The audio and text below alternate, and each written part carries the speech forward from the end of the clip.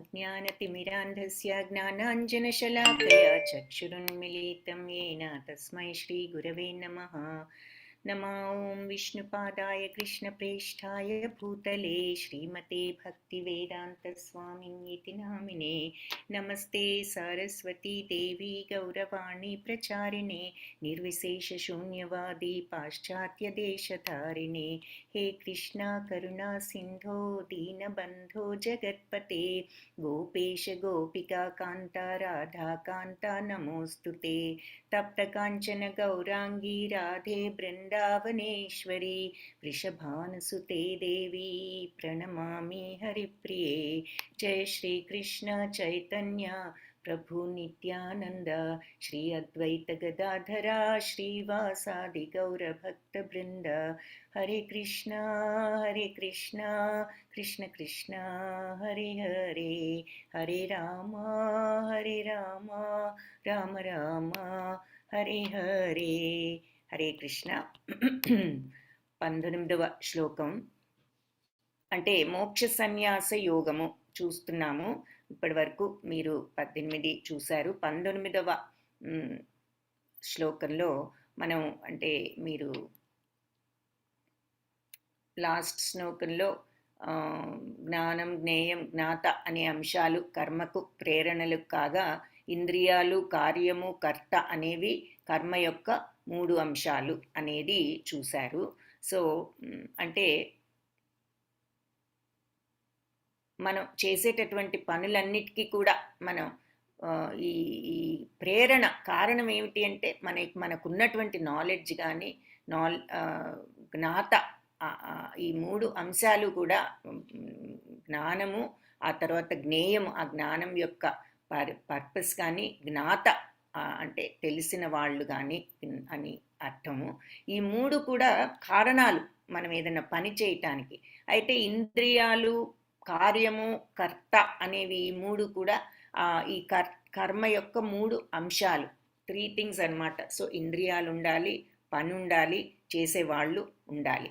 అయితే ఇది కర్మ యొక్క 3 అంశాలు అని చెప్తున్నారు. అయితే ఈ కర్మ ఎలా చేస్తారు, దీనికి కారణం ఏమిటి? ఏదైనా పని చేసామంటే అసలు దానికి కారణం ఏమిటి అంటే జ్ఞానము, మనకున్నటువంటి నాలెడ్జ్తో మనం ఆ నాలెడ్జ్ యొక్క పర్పస్ ఏమిటి అనేది మనం అండర్స్టాండ్ చేసుకున్నప్పుడు, ఈ జ్ఞాత అనేది ఆ అండర్స్టాండింగ్ ఆత్మ ఉన్నప్పుడు ఈ ఒక పనికి అవి కారణాలన్నమాట స్టార్ట్ చేయటానికి, మనం ఏదైనా పని చేసినప్పుడు అని ఇక్కడ చెప్తున్నారు. అంటే ఒక పని చేయాలి అంటే కారణం ఏమిటి, ఆ తర్వాత పని చేస్తున్నప్పుడు ఆ పనిలో ఇన్వాల్వ్ అయిన 3 విషయాలు ఏమిటి. పని యాక్చువల్గా చేస్తున్నప్పుడు ఏమిటి, మన ఇంద్రియాలు ఇన్వాల్వ్ అవుతాయి, మన పని ఏ పని అయితే చేస్తున్నామో ఆ పని ఉంటుంది ఆ యాక్షన్లో. ఆ తర్వాత కర్త, చేసేవాళ్ళు, ఫిజికల్ బాడీ ఎవరిదో అది. అంటే కర్త ఎవరు? అసలు కర్త భగవంతుడు, కాకపోతే భగవంతుని ద్వారా జరిగేటటువంటి ఈ యాక్షన్ అని అలా 3 అంశాలు ఉన్నాయి అని చెప్తున్నాడు. కర్త అనునవి ఈ 3 కర్మ యొక్క అంశాలు. 3 థింగ్స్ ఉన్నాయి మనం ఒక యాక్షన్ చేసినప్పుడు. ఏది? మన ఇంద్రియాలు, తర్వాత ఆ పని, ఆ తర్వాత చేసేటటువంటి కర్త. సో ప్రారంభించే ముందు ఏంటి? ప్రేరణ ఉండాలి. ఏమిటా ప్రేరణ? కార్యం సిద్ధించటానికి పూర్వమే మనం పరిష్కారం, కర్మ యొక్క సూక్ష్మ రూపం అని చెప్తున్నారు. అంటే ఏంటి, దీని పర్పస్ ఏమిటి అని మనకు ఒక ఐడియా ఉంటుంది. ఆ ఐడియా ఎలా వస్తుంది? మరి జ్ఞానం ద్వారా. ఇక్కడ చెప్తున్నారు కదా, జ్ఞానం ద్వారా, జ్ఞేయం ద్వారా మనకు ఆ జ్ఞాత ప్రసాదించేటటువంటి ఆ యొక్క భావం, ఆ జ్ఞానం అన్నమాట. దాంతో మనం పని మొదలు పెడతాం. ఏ పని మొదలు పెట్టినా మనకి ఎంతో కొంత ఆ జ్ఞానం ఉండబట్టి ఆ పనికి సంబంధించిన జ్ఞానం మనము మొదలు పెడతాము అని ఆ శ్లోకంలో చూసాము. ఇక్కడ జ్ఞానం కర్మ చ కర్తా చ త్రిధైవ గుణ భేదతః ప్రోచ్యతే గుణ సంఖ్యానే యదా వచ్చృణుతాన్యపి. సో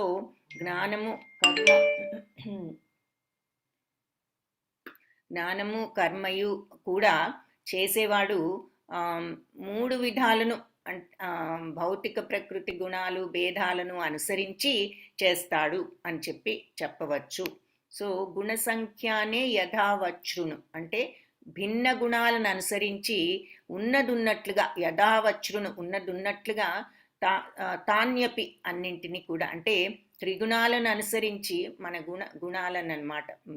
సత్వరజస్తమో గుణాలను బట్టి జ్ఞానము, కర్మ, కర్త ఇవన్నీ కూడా 3 రకాలు ఉంటాయి అని చెప్పి మనం చూసుకున్నాం ఇంతకు ముందే. మన యొక్క గుణాలను బట్టి మన జ్ఞానము, మన కర్మ, కర్త అనేవి 3 రకాలు. ఏమిటి అనేది ఇప్పుడు చెప్తాను విను అని చెప్పి ఈ శ్లోకంలో చెప్తున్నారనమాట.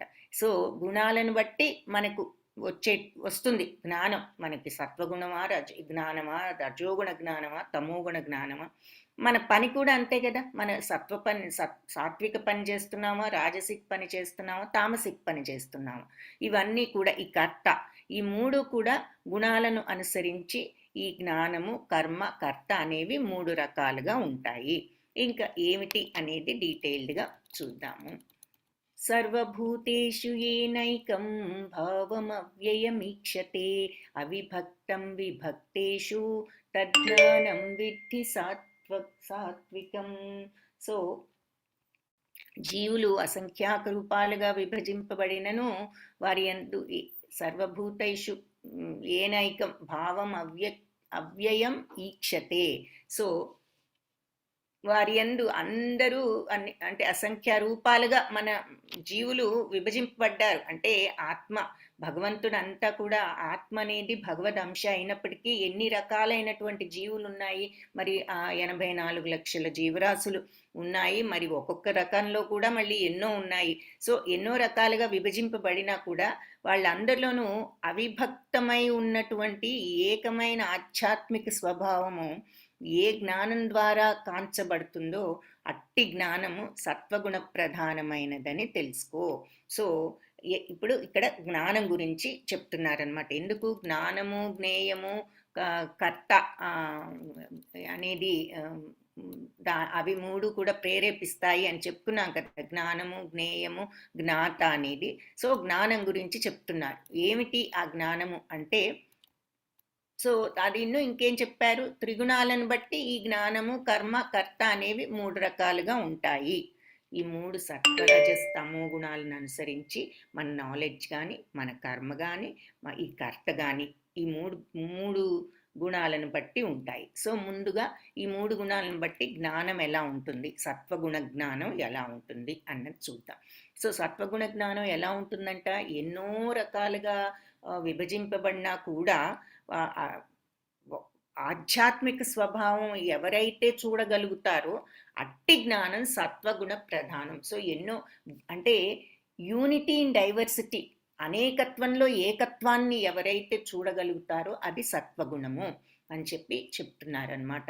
అంటే మనకి ఇమ్మీడియట్గా నేను ఫలానా, వీళ్ళు నా వాళ్ళు, వాళ్ళ అవతల వాళ్ళు, అది మనకు పనికిరాని వాళ్ళు, ఇది అవసరమైన వాళ్ళు, అంటే అది ఆ జంతువు మనకు అవసరం. అంటే జనరల్గా మనం అన్ని డిఫరెంట్గా వీళ్ళు వేరు వాళ్ళు వేరు అనే ఉద్దేశంతో మనం ఆ వేరు భావంతో ఉంటాం. అలా కాకుండా అవిభక్తమై ఉన్నటువంటి అంటే విభజింపబడని అన్డివైడెడ్ ఏకత్వం ఉన్నది. ఏది రకరకాల జీవులు ఫిజికల్గా కనిపిస్తున్నాయి, కానీ లోపల ఏముంది, అందరిలో కూడా అదే ఆత్మ, భగవంతుడు ప్రసాదించినటువంటి ఆయన శక్తి అంశమైనటువంటి ఆత్మ ఉన్నది అందరిలోనూ. మనం అందుకే మన శ్లోకం చూసాము, ఏది పండిత సమదర్శిన అని చెప్పి, గోవునైనా, హస్తిన కుక్కనైనా, మరి బ్రాహ్మణునైనా, ఎవరినైనా, ఏనుగునైనా, అలా ఎవరినైనా కూడా అందరిలోనూ పరమాత్మను చూడగలిగిన వాళ్ళు. అంటే అందరిలోనూ కూడా ఆధ్యాత్మిక ఆత్మ అన్నది భగవతంశయే.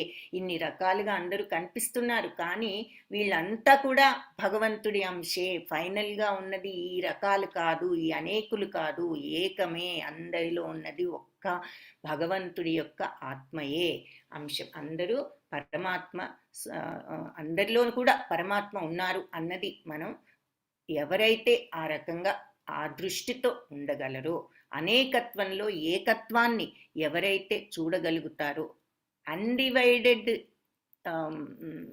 ఆత్మ అవిభక్తమై ఉన్నటువంటి ఆ ఆత్మ అంటే అది అందరిలో ఉన్నది ఒకటే అన్నది ఎవరైతే ఏ జ్ఞానంతో చూడగలుగుతారో అలాంటి జ్ఞానం సత్వగుణ ప్రధానమైనది, సత్వగుణంతో ఉన్నది అని చెప్పి చెప్తున్నారన్నమాట ఈ శ్లోకంలో. పృథక్త్వేన తు యజ్ఞానం నానాభావాన్ పృథగ్విధాన్ వేత్తి సర్వేషు భూతేషు తజ్ఞానం విద్ధి రాజసం. సో ఏ జ్ఞానం ద్వారా, ఇప్పుడు రాజసిక జ్ఞానం అంటే ఎలా ఉంటుంది అన్నది చెప్తున్నారు. పృథక్త్వేన తు యత్ జ్ఞానం అంటే విభక్తమై ఉండుటచే, అంటే రకరకాలు వేరువేరుగా ఉండటంచే నానాభావన్ పృథగ్విధాన్ అంటే వేరువేరుగా నానా వివిధ స్థితులతో వేరువేరుగా ఉన్నట్లు. సో భిన్న శరీరాల్లో భిన్న జీవులను ఎప్పుడైతే చూస్తారో వేత్తి ఎరుంగునో సర్వేషు అన్ని భూతేషు అన్ని జీవాలలోనూ తజ్ఞానం. సో తజ్ఞానం, ఆ జ్ఞానం తెలుసుకో రజోగుణ సంబంధమైనది అని అంటున్నారు. అంటే ఏ జ్ఞానం ద్వారా భిన్న శరీరాల్లో భిన్న జీవులు ఉన్నట్లు, అంటే మనకు ఇప్పుడు అనేకులు కనిపిస్తున్నారు, వీళ్ళంతా డిఫరెంట్ పీపుల్, వీళ్ళంతా ఒకటి కాదు, ఈ మనిషి ఏ, ఈ మనిషి బి, ఈ మనిషి సి, ఈ మనిషి డి అని మనం అనుకుంటున్నాము. అంటే దట్ మీన్స్ మనం రజోగుణ భావనలో ఉన్నాము. మనం అందరిలోనూ ఉన్నటువంటి ఆత్మ ఒక్కటే, పరమాత్మ అంశయే అన్నది మనం మర్చిపోయాం. వీళ్ళంతా డిఫరెంట్ పీపుల్ అని మనం ఆ అభిప్రాయంతో ఉన్నాము. అంటే అది రాజసిక సంబంధించినటువంటి జ్ఞానము అని చెప్పి చెప్తున్నారు. ఏ జ్ఞానం ద్వారా ఈ భిన్న శరీరాలు వేరుగా ఉన్నాయి, కానీ శరీరాలు వేరైనా ఆత్మ ఒకటే అన్నది ఎవరైతే అనుకోకుండా వీళ్ళంతా వేరు శరీరాలు ఉన్నాయి కాబట్టి వీళ్ళంతా వేరు అనేటటువంటి అభిప్రాయంతో ఉంటారు. అంటే ఇక్కడ అర్థం ఏమిటి అంటే ఫిజికల్గా వేరు శరీరాలు ఉన్న అందరూ ఒకటే అనే మాట కాదు. అంటే మనం ఏ రకంగా అవతల మనుషులను ట్రీట్ చేస్తున్నాము, ఏ రకంగా వాళ్ళని చూస్తున్నాము, మనం ఎవరిని చూసినా భగవత్ స్వరూపమే లోపల ఉన్నది వీళ్ళల్లో అనేటటువంటి ఉద్దేశంతో, లేకపోతే వీళ్ళు ఫలానా, వీళ్ళు డిఫరెంట్, వీళ్ళు అనే భావం, అంటే అవతల వ్యక్తి పట్ల ఇది భగవత్ అంశ అయిన ఆత్మే వీళ్ళల్లో కూడా ఉంది అనేటటువంటి భావాన్ని మనం ఎప్పుడైతే మనసులో ఉంచుకోమో అది వీళ్ళు సో అండ్ సో అనే ఉద్దేశంతో అవతల వాళ్ళని చూస్తామో, భగవత్ స్వరూపమైన ఆత్మ వీళ్ళల్లో ఉందని ఏనాడైతే మనం అనుకోకుండా ఉంటామో అది రజోగుణ సంబంధించినటువంటి రజోగుణ జ్ఞానం. ఇకపోతే తమోగుణ జ్ఞానం ఎలా ఉంటుందంటే యత్తు కృత్స్నవదేకస్మిన్ కార్యే సక్తమహైతుకం అతత్వార్థవదల్పం చ తత్తామసం ఉదాహృతం. సో యత్తు ఏదైతే సర్వస్వము కూడా ఏ జ్ఞానం ద్వారా మనిషి అల్పమైనట్టి ఒకానొక కార్యమునందు మరియు సత్యావగాహన లేకుండా ఏకస్మిన్ ఒక్క కార్యమునందు సక్తం అంటే అసక్తమై ఉండునో, ఇంట్రెస్ట్ లేకుండా ఉంటారో, అహైతుకం కారణం లేకుండా, అతత్వార్థవత్ నిజజ్ఞానరహితంగా అంటే అతత్వార్థవత్ అంటే అర్థం లేకుండా అని అర్థం అన్నమాట. అంటే నిజమైనటువంటి జ్ఞానం ఏమిటి, నిజమైన పర్పస్ ఏమిటి అనేది తెలుసుకోకుండా అల్పమైనది అయినటువంటి జ్ఞానము తమో గుణానికి సంబంధించినదని చెప్పబడింది అని చెప్తున్నారు. సో ఏ జ్ఞానం ద్వారా మనుషుడు అల్పమైనటువంటి ఒక కార్యంలో కారణం లేకుండా ఇక్కడ అహైతుకం కారణం లేకుండా అసలు ఆ విషయం గురించి అర్థం చేసుకోకుండా అదియే సర్వస్వం అనేటటువంటి భావనలో ఆసక్తుడై ఉంటాడో అది తమోగుణ సంబంధించినటువంటి జ్ఞానం. అంటే ఒక పని చేసినప్పుడు అసలు దాని యొక్క పర్పస్ ఏమిటి, నిజమైన పర్పస్ ఏమిటనే అండర్స్టాండింగ్ లేదన్నమాట అతనికి. ఆ తర్వాత దాని ఎందుకు ఈ పని చేస్తున్నాము కారణం అనేది లేకుండా ఏదో చేయమన్నారు చేస్తున్నాము అన్నట్లుగా చేయటం, దీని పర్పస్ ఏమిటి అంటే సింపుల్ ఉదాహరణ చెప్పాలంటే, మనం ఏదైనా పూజ అది చేసాం, ఎందుకు చేసామో తెలీదు, వాళ్ళు ఏదో చేయమంటున్నారు చేస్తున్నాము. ఆ తర్వాత దాని యొక్క అర్థం ఏమిటి తెలీదు, ఏదో చేయమన్నారు చేస్తున్నాము అనేది కూడా మరి తమోగుణ జ్ఞానం కిందే వస్తుంది.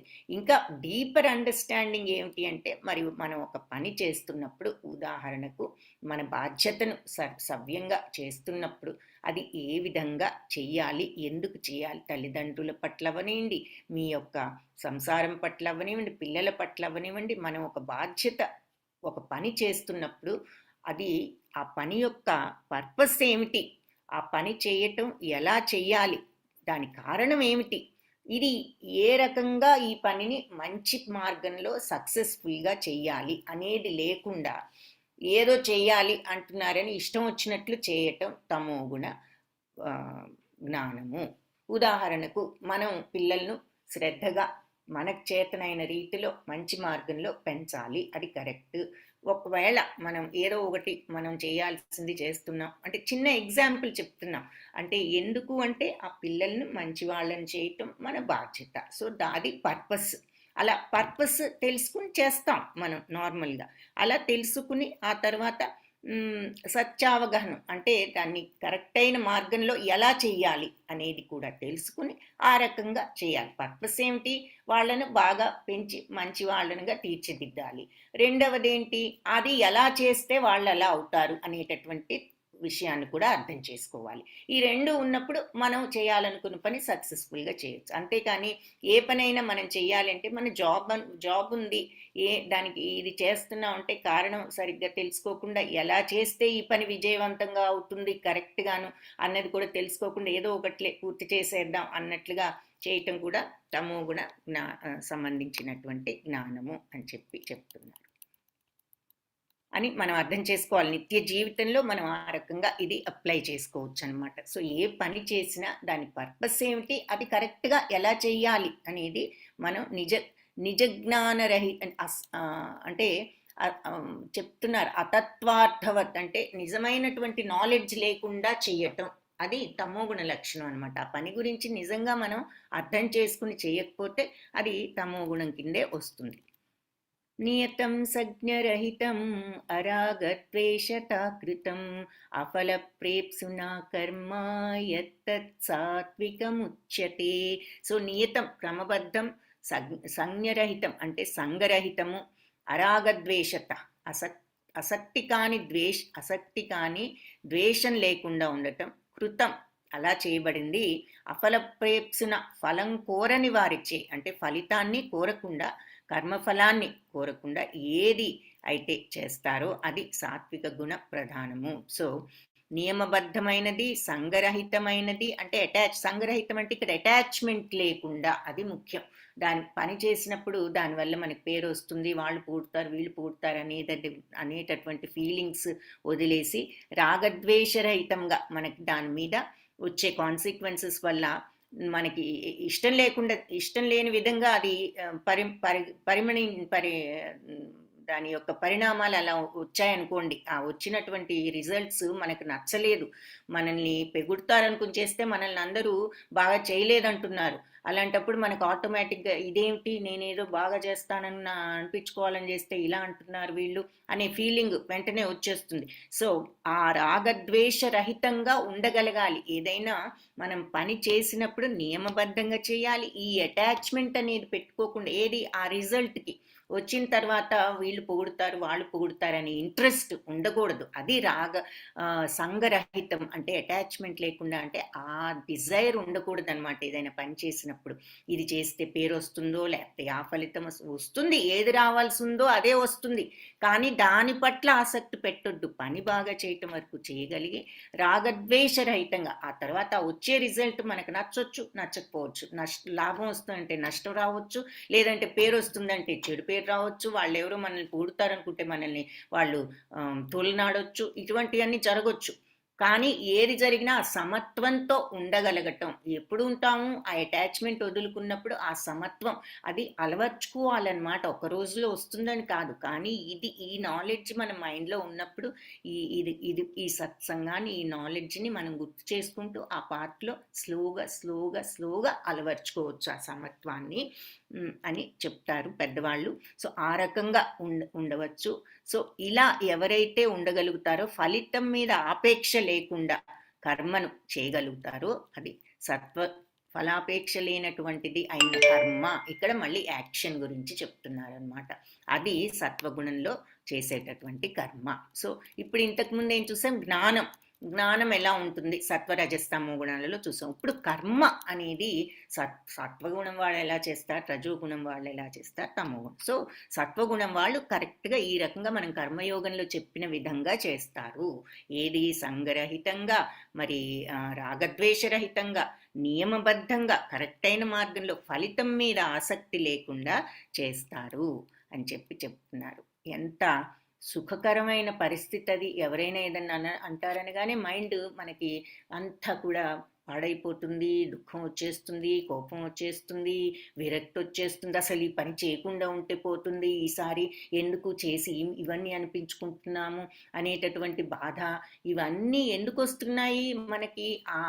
అది చేస్తే ఈ పేరు వస్తుంది, మనల్ని పొగుడుతారనేది ఎక్కడో మన మైండ్లో ఆసక్తి ఉండబట్టి ఫీలింగ్స్ అన్నీ వస్తున్నాయి. మనం ఇది చెయ్యాలి, మన బాధ్యత కరెక్ట్గా చేయటం వరకే, తర్వాత ఏది జరిగినా ఇక భగవంతుడు ఇది అనేటటువంటి మెంటాలిటీతో మనం ఉన్నప్పుడు ఎవరైనా ఏదైనా అన్నా కూడా సమత్వంతో మనము ఉండగలుగుతాము, ఉండాలి అని చెప్పి మనకు అలా ఉండగలిగిన వాళ్ళు సత్వగుణంలో చేసేటటువంటి, అలా ఉంటూ చేసేటటువంటి యాక్షన్ సత్వగుణంలో చేసే కర్మ యాక్షను. యత్తు కామేప్సునా కర్మ సాహంకారేణ వా పునః క్రియతే బహుళాయాసం తద్రాజసం ఉదాహృతం.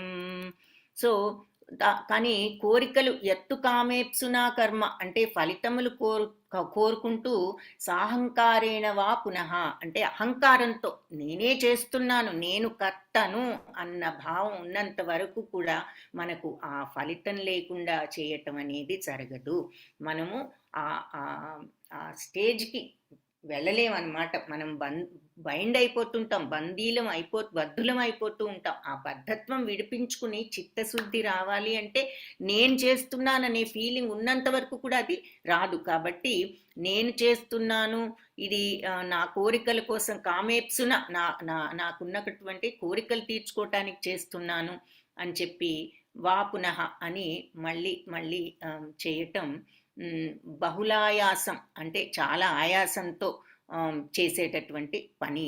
సో కోరికలు తీర్చుకోవాలని అలాంటిది రజోగుణ ప్రధానమైనది ఉదాహృతం అని చెప్పబడినది. సో కోరికలు తీర్చుకోవాలనే భావంతో, అహంకారంతో, అతి ప్రయాసతో చేసేటటువంటి కర్మ రజోగుణ ప్రధానమైనదని చెప్పొచ్చు అని చెప్తున్నారనమాట. సో ఈ కోరికలు తీర్చుకోవటానికి నానా అవస్థలు పడి మరి అహంకారంతో నేను చేస్తున్నాను అంటూ చేసేది సో కష్టమైన పని. అంటే అతి ప్రయాస అనేది ఎప్పుడు వస్తుంది అంటే నేను చెయ్యాలి, ఆ మాటకు అర్థం ఏమిటి అంటే నేను చేసి ఈ లాభాన్ని పొందాలి, లేదంటే ఈ పేరు పొందాలి అనేటటువంటి ఆ భావంతో విపరీతంగా ఇంకా ఏదేదో చేసేసి కేవలం ఆ భావం కోసం, ఏది కోరికను తీర్చుకోవటానికి లేదా ఆ పేరు తెచ్చుకోవాలనే కోరికతో కానీ ఏదైనా అలా విపరీతమైన ప్రయాసపడి అలా నేను చేస్తున్నాను, ఇది అహంకారంతో చేసేటటువంటి కర్మ, ఆ రకంగా చేసే పనులు రజోగుణంలో చేసే పనులు అని చెప్తున్నారు. పోతే తమో గుణంలో చేసే పని ఎలా ఉంటుంది? అనుబంధం క్షయం హింసాం అనపేక్ష చ పౌరుషం మోహదారభ్యతే కర్మ యత్తతామసముచ్యతే.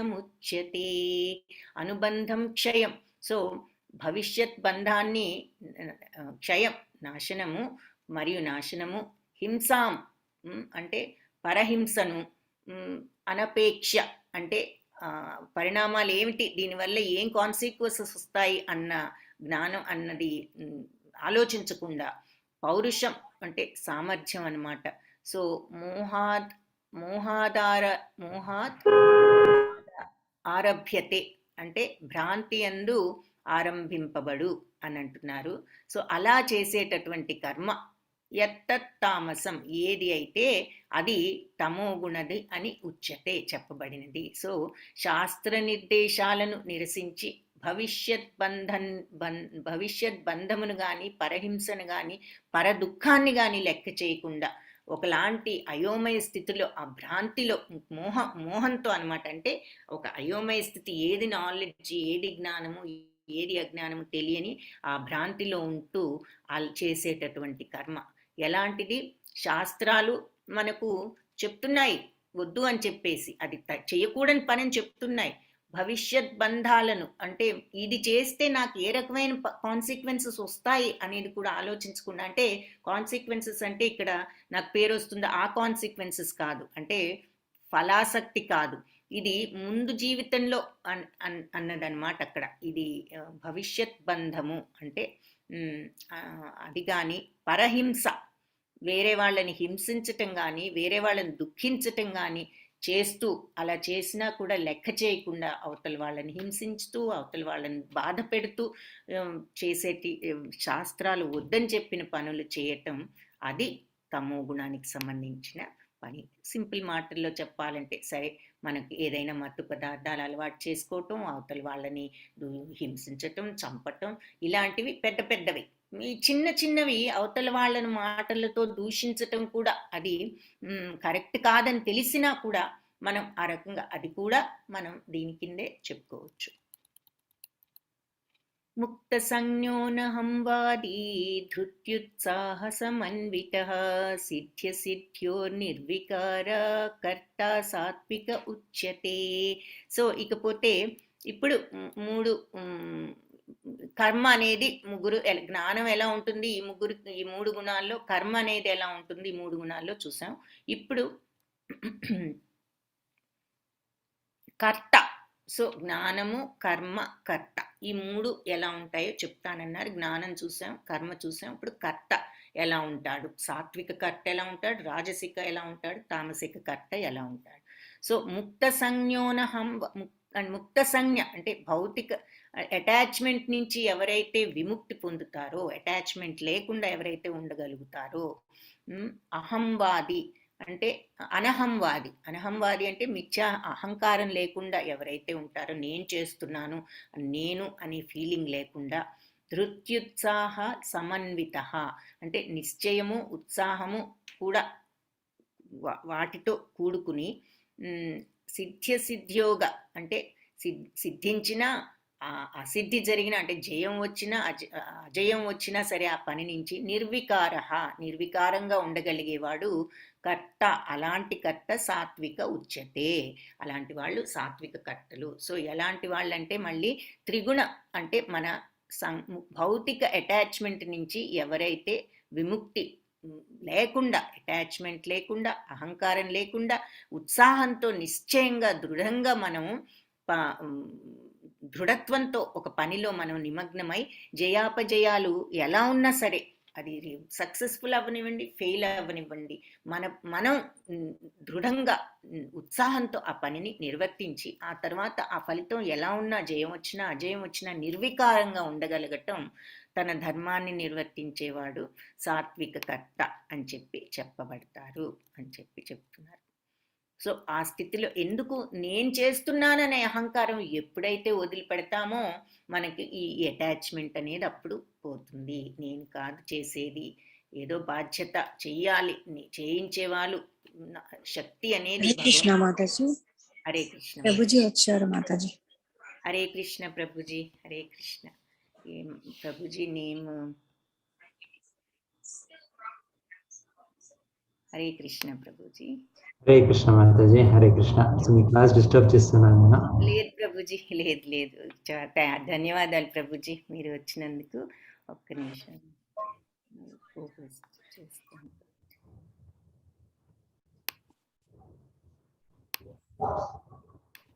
ఓకే ప్రభుజీ, మీరు కోహోస్ట్ చేశాను. హరే కృష్ణ. ఇంకా ఇది last chapter Mataji, 18th chapter. 18th chapter Prabhuji, last chapter లో ఉన్నాము. ఈ రోజు రేపు రోజు 2 days లో ఫినిష్ చేస్తారా? అవును ప్రభుజీ, ఫినిష్ చేస్తాం. Next week we can start third level third level Prabhuji. Hare Krishna అందరి భక్తులకి. సో థర్డ్ లెవెల్లో మెయిన్గా థిమాటిక్ ప్రెజెంటేషన్స్ అని ఉంటుంది. సో ఈ భగవద్గీత ఎన్ని విషయాలు ఉన్నాయి, సో టాపిక్ వైజ్ స్టడీ. ఇప్పుడు మనము శ్లోక వైజ్ ఫస్ట్ చాప్టర్ 18 చాప్టర్స్ చదివాము ఫస్ట్ టైం, ఫస్ట్ లెవెల్లో, సెకండ్ లెవెల్లో. థర్డ్ లెవెల్లో కాన్సెప్ట్ స్టడీ. సో ఒక విషయం తీసుకొని గీతాలో ఏం చెప్తున్నారు దాన్ని మనం ప్రెజెంట్ చేసేదాన్ని.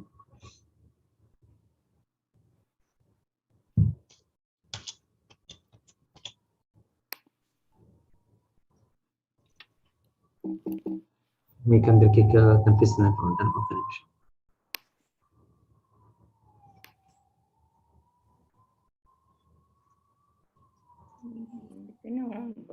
కనిపించట్లేదు. ఇప్పుడు కనిపిస్తుంది మాతాజీ. ఎస్. సో ఎవరైనా చదువుతారా ఏది ఏం రాసింది ఇక్కడ?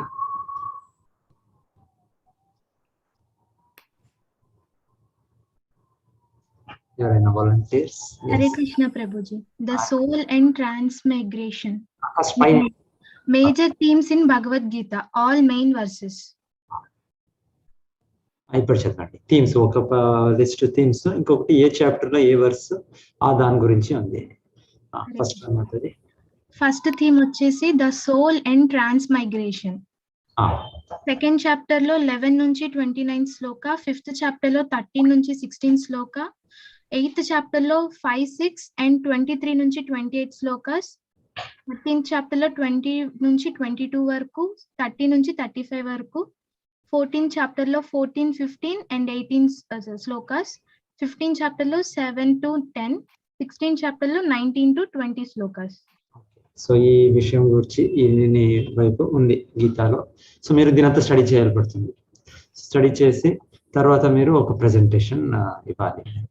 సో ప్రెజెంటేషన్ ఎప్పుడు మాతాజీ ఎలా ఇస్తుంటారు, ఫస్ట్ దీంట్లో సేమ్ సిమిలర్ ప్రెజెంటేషన్ మీరే తయారు చేసి మీరు ఇవ్వాలి. సో టైం ఉంటుంది మీకు. సో ఇప్పుడు ఫస్ట్ నుంచి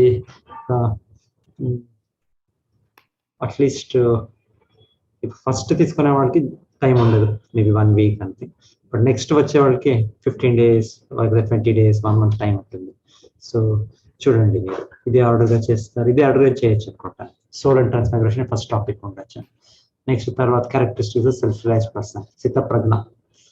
next levels of knowledge, how to receive knowledge.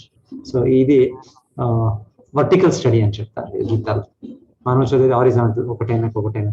ఇది వర్టికల్ అంటే కాన్సెప్ట్ వైజ్ స్టడీ. సో మనకు కూడా డీప్ అండర్స్టాండింగ్ వస్తుంది ఒక విషయం కూడా. సో చాలా బాగా చేశారు. దీని గురించి కొన్ని ఇంగ్లీష్లో ప్రెజెంటేషన్స్ ఉన్నాయి, మనం అది కూడా మీకు షేర్ చేస్తాం. సో దాన్నే మీరు యూస్ చేసుకొని చేయొచ్చు, లేకుంటే మీరే కొత్తగా ఏమైనా యూస్ చేయొచ్చు. అది కూడా చూపిస్తాను ఒక నిమిషం. సోల్ అండ్ ట్రాన్స్మైగ్రేషన్ గురించి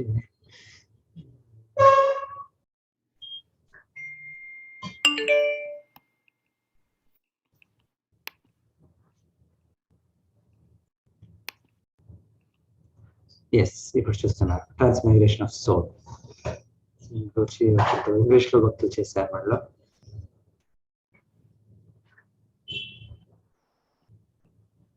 సో ఇదే సేమ్ ఈ గీతాలో మేము ఇప్పుడు మాతాజీ చదివారు ఏ శ్లోకాస్ అని.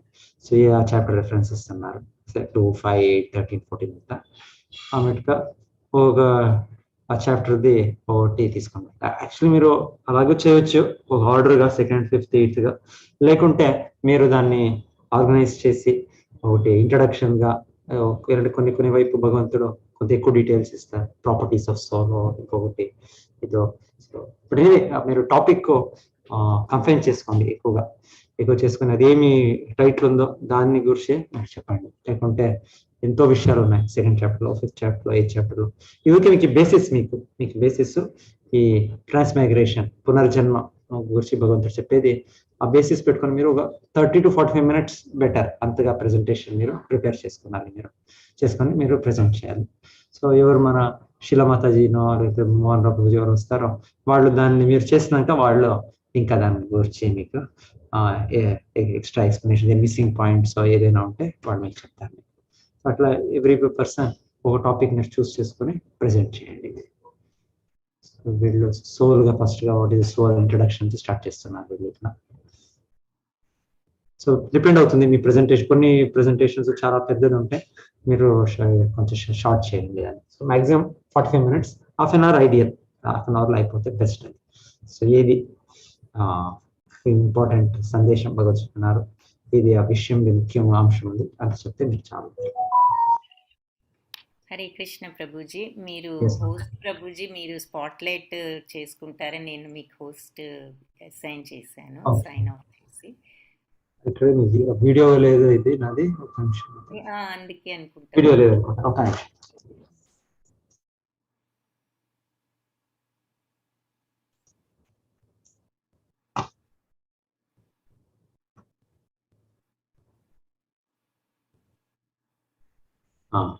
ఓకే ఓకే ప్రభుజీ, ధన్యవాదాలు.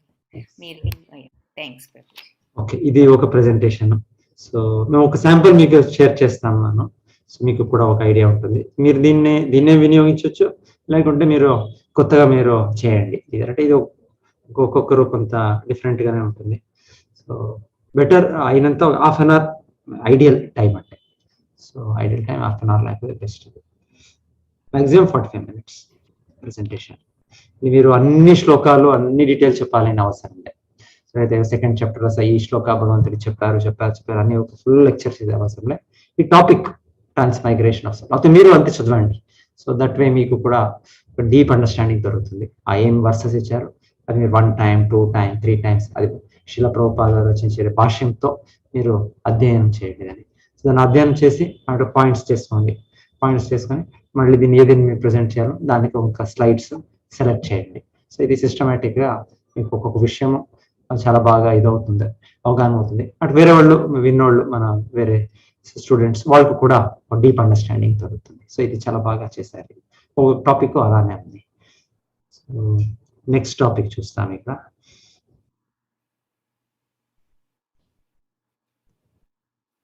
ఇప్పుడు ఏమి శ్లోకాస్ ఏం చెప్పదండి, ఊరికి టాపిక్స్ చెప్పేయండి. ఎవరు చూస్తారు, ఎవరైనా చదువు.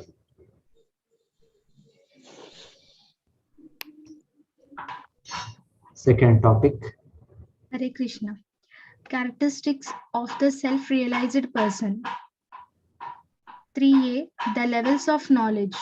3B, how to receive knowledge. 4, mind and sense control. 5A, the yoga processes. 5B, renunciation of work versus work in devotion. 6, levels of God realization. 7, defeating impersonalism. 8, demigod worship. 9, devotees and non-devotees. 10A, the relationship between Jiva, Ishvara and Prakriti. 10B, the material modes of nature. 11, Varnashrama Dharma. 12A, Bhakti. 12B, Ananya Bhakti. Hare Krishna. Almost ఇక్కడ మీరు చూస్తే ఎన్ని topics ఉంది, వాళ్ళు కొన్ని divide చేశారు. So అది కొంత ఓవర్లాప్ అవ్వచ్చు, నో ప్రాబ్లం. పోతే డిఫరెంట్ ప్రెజెంటేషన్స్ కొంత డిఫరెంట్గా ఉంది. Levels of knowledge, how to receive knowledge, yoga process, recognition of work versus work in devotion, relationship between జీవ ఈశ్వర ప్రకృతి, material modes of nature. So almost 15-16 topics ఉంది ఇప్పుడు. సో మాతాజీ సో ఒక్కొక్కరు తీసుకుంటారా, అదే బెటర్ అనుకుంటాను. ఈచ్ పర్సన్ ఓకే ప్రభుజీ, ఒక్కొక్కరికి ఒక్కొక్కటి మీరు అసైన్ చేసుకోండి. మీరు తర్వాత మీరు ఫస్ట్ టాపిక్ వాళ్ళకి కొంత టైం ఉండదు, ఫస్ట్ సెకండ్ వాళ్ళకి వేరే వాళ్ళకి at least there get some time. వేరే వాళ్ళకి 15 days మినిమం దొరుకుతుంది. సో బిగినింగ్ లోనే అసైన్ చేసేయొచ్చు అంటారా ప్రభు? అసైన్ చేయొచ్చు అనుకుంటాను. ఓకే. సో ఇది మీ దగ్గర ఉంది మాతాజీ, ఇది టాపిక్స్ ఉంది కదా మీ దగ్గర? ఇది లేదనుకుంటున్నాను ప్రభుజీ నా దగ్గర. ఓకే, నేను షేర్ చేస్తాను మీకు లేకుంటే. సో మీరు తెలుగులో ట్రాన్స్లేట్ చెప్పేయండి. ట్రాన్స్లేట్ చేసి మాతాజీ శ్రీదేవి మాతాజీ చేస్తారా ఎవరైనా చేయొచ్చు, చేసి మళ్ళీ దాన్ని షేర్ చేసి మీరు వాళ్ళు సెలెక్ట్ చేసుకుంటే నెక్స్ట్ మీరు ప్రెజెంటేషన్ స్టార్ట్ చేయొచ్చు మాతాజీ. ఓకే అవుతే నేను కూడా ఎప్పుడైనా నేను జాయిన్ అవుతాను. నెక్స్ట్ వీక్ దాని నెక్స్ట్ కాదు, మాకు యాత్ర బృందావన్ యాత్ర ఉంది. అవును అవును ప్రభుజీ. దాని తర్వాత ఏప్రిల్ క్లాసెస్ స్టార్ట్ అయిన తర్వాత ఎప్పుడన్నా ఒక రోజు స్టార్ట్ నేను కావచ్చు ఎప్పుడైనా ఒక రోజు నేను ఎట్లా రావచ్చు, లేకుంటే మీరు మోహన్ రావు ప్రభుజీనే మీరే కండక్ట్ చేయండి. మీరు మిమ్మల్ని కాంటాక్ట్ చేస్తాం ప్రభుజీ, ఒక రోజు మీకు వీలైనప్పుడు మీరు వస్తే అప్పుడు మీకు ఇది యాక్సెస్ కూడా థర్డ్ లెవెల్ ప్రెజెంటేషన్ యాక్సెస్ ఇస్తాను మాతాజీ.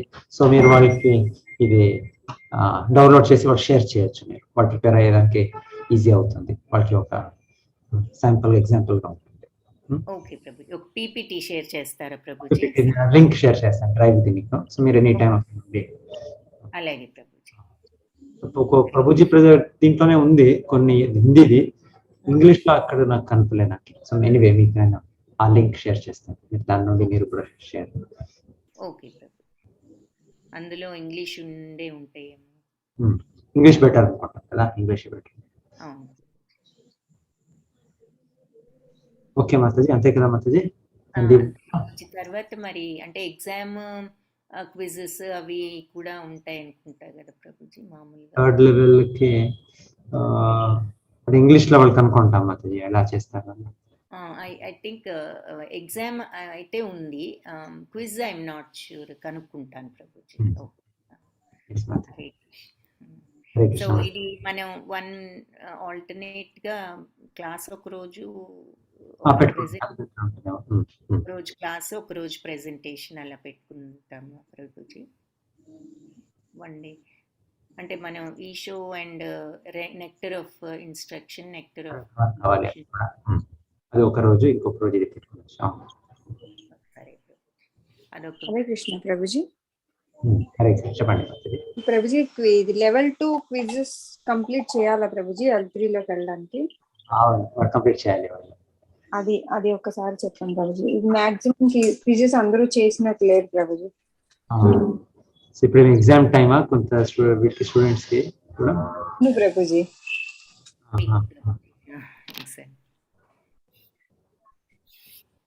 సెకండ్ లెవెల్లో కంప్లీట్ చేయాలి, అప్పుడే థర్డ్ లెవెల్ కి.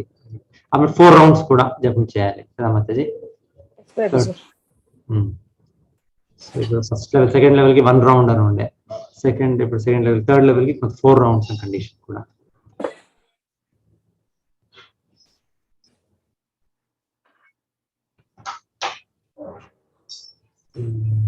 రౌండ్స్ చేయాలి. తర్వాత ఈ సెకండ్ లెవెల్ క్విజెస్ అన్ని దయచేసి మీరు అందరూ కంప్లీట్ చేస్తే అప్పుడు థర్డ్ లెవెల్ జాయిన్. ఫోన్ ఇస్తారా, చెక్ చేద్దాం ఏమైనా. ఓకే మాతాజీ, హరే కృష్ణ. హరే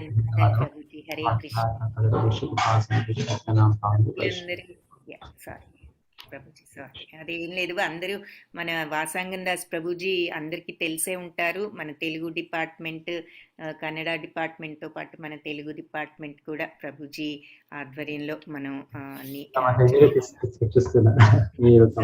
ప్రభుజీ ఈ రకంగా మీ అందరికీ డైరెక్ట్గా ఎవరైనా ఇంతవరకు ప్రభుజీని దర్శించిన వాళ్ళు ఎవరైనా ఉంటే ఈ అవకాశం వచ్చినందుకు నాకు చాలా ఆనందంగా ఉంది. సో ఎవరైనా మీ స్టూడెంట్స్ బృందావన్ యాత్రకు వస్తున్నారు ప్రభుజీ. రాజశేఖర్ ప్రభుజీ ఉన్నారా మీరు? మంజునాథ్ ప్రభుజీ వస్తున్నారు. హరే కృష్ణ మాతాజీ. హరే కృష్ణ ప్రభుజీ. చెప్పండి ప్రభుజీ. నేను రావట్లేదు మాతాజీ, ఎక్స్ప్లెయిన్ చేశాను చాలా మందికి, నేను రావట్లేదు. అయ్యో, మీరు వెళ్తున్నారేమో అనుకున్నాను ప్రభుజీ. మీ సిస్టర్ మీరు వెళ్తున్నారన్నారే? లేదు మాతాజీ, అలా ఎగ్జాంపుల్ గా ఎక్స్ప్లెయిన్ చేశాను అనమాట. చాలా మందికి డౌట్ ఉంది కదా, సో PDF లో ఎక్స్ప్లెయిన్ చేస్తే క్లియర్ గా ఉంటుంది కదా అని చెప్పాను మాతాజీ. అలా వెళ్ళట్లేదు నేను. Okay okay. ఎవరైనా మరి వెళ్తున్నారా మన బ్యాచ్ నుంచి, ఇక్కడ మన గ్రూప్ నుంచి? చెప్పాను మాతాజీ చాలా మందికి, కానీ ఎవరేం చెప్పలేదు. కొన్ని వేరే వర్క్స్ ఉన్నాయంట వాళ్ళందరికీ. కానీ చాలా మంది అయితే వెళ్తున్నారు మాతాజీ, నేను చూసాను 400+ ఉన్నారు అందులో లింక్ లో. 470, యా 470. 570 అండ్ దాంట్లో 570 టోటల్ 570 ఉన్నారు. ఇప్పుడు చాలా మంది ఇప్పుడు చెప్తున్నారు. అయితే మనం ఇప్పుడు రూమ్స్ ఇప్పుడు 2-3 days ఫైనల్ చేసి చాలా మందికి వెయిటింగ్ లో పెట్టాము.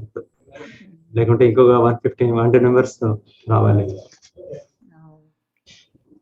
సో 570 మోస్ట్ చూస్తాం అరౌండ్ 600 అనుకుంటా ఫైనల్ గా అకామిడేషన్ అనుకుంటా. హరే కృష్ణ ప్రభుజీ, దండవత్ ప్రణామ్. ఆర్గనైజ్ మొత్తం సిస్టమ్ చేశారు, సిస్టమేటిక్ అంతా మొదలైతే చేశారు. చాలా పెద్ద గ్రూపే ప్రభుజీ, చాలా 600. పెద్ద. Very good. Okay Mataji. Okay Hare Krishna. Hare Krishna. Hare Krishna Prabhuji. Hare Krishna Prabhuji, దండవత్ Pranam. Hare Krishna. Hare Krishna. నన్ను హోస్ట్ చేస్తారా ప్రభుజీ? సారీ మాతాజీ, నేను ఇప్పుడు లీవ్ అవుతే మీటింగ్ ఎండ్ అయిపోతుంది. ఓకే మాతాజీ. లేదు మాతాజీ, నేను మాతాజీ శ్రీదేవి మాతాజీ మీకు హోస్ట్ ఇచ్చాను. ఓకే ప్రభుజీ. మీరు శీల మాతాజీ మిస్టేక్ అయింది. ఓకే ప్రభుజీ. హరే కృష్ణ. ధన్యవాదాలు ప్రభుజీ. హరే కృష్ణ. హరే కృష్ణ మాతాజీ. హరే కృష్ణ. హరే కృష్ణ. అక్కడ 18th కూడా మన గౌరవ పూర్ణిమ ఉంది, అందులో జాయిన్ అవ్వండి. అలాగే ప్రభుజీ. ఇక్కడ పెద్ద ప్రోగ్రామ్ ఇక్కడ మనది కొత్త టెంపుల్ స్థలంలో చేస్తున్నాము. సో ఆల్మోస్ట్ 2500 ఇది పార్టిసిపేట్స్ ఉంటారు. సో పెద్ద ప్రోగ్రామ్. ఎవరైనా దగ్గర ఉంటే రావచ్చు అక్కడ నుండి. మన బెంగళూరులో ఇది చూడండి, లేకుంటే ఆన్లైన్ లో జాయిన్ అవ్వండి. ఓకే ప్రభుజీ. సండే ప్రోగ్రామ్స్ కూడా ఉన్నాయి కదా ప్రభుజీ? సండే 12 to 2 జాయిన్ అవ్వచ్చు టెంపుల్ ప్రోగ్రామ్. హరే కృష్ణ మాతాజీ. హరే కృష్ణ ప్రభు. మాతాజీ సండే ప్రోగ్రామ్ ఆ లింక్ రిజిస్టర్ అవుతే నాకు రావట్లేదు మాతాజీ. 12 to 2 PM ఉంది కదా, అది రావట్లేదు ఎందుకు? అంటే సండే రోజే వస్తుందేమో ప్రభుజీ. లింక్ మన టెంపుల్ మార్నింగ్ ప్రోగ్రామ్ కదా, మంగళారతి link same link. Okay Prabhuji. Hare Krishna. Hare Krishna Prabhuji.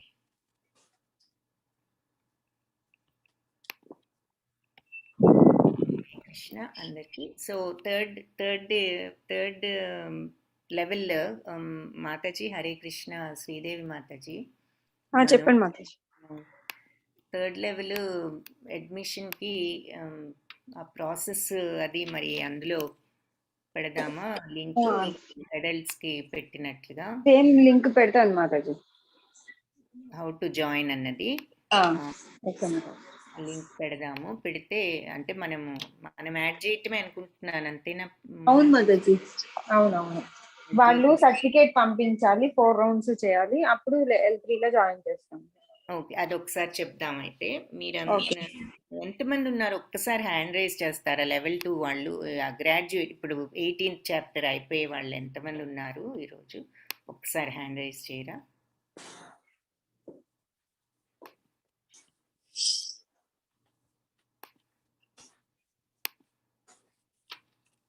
Hare Krishna.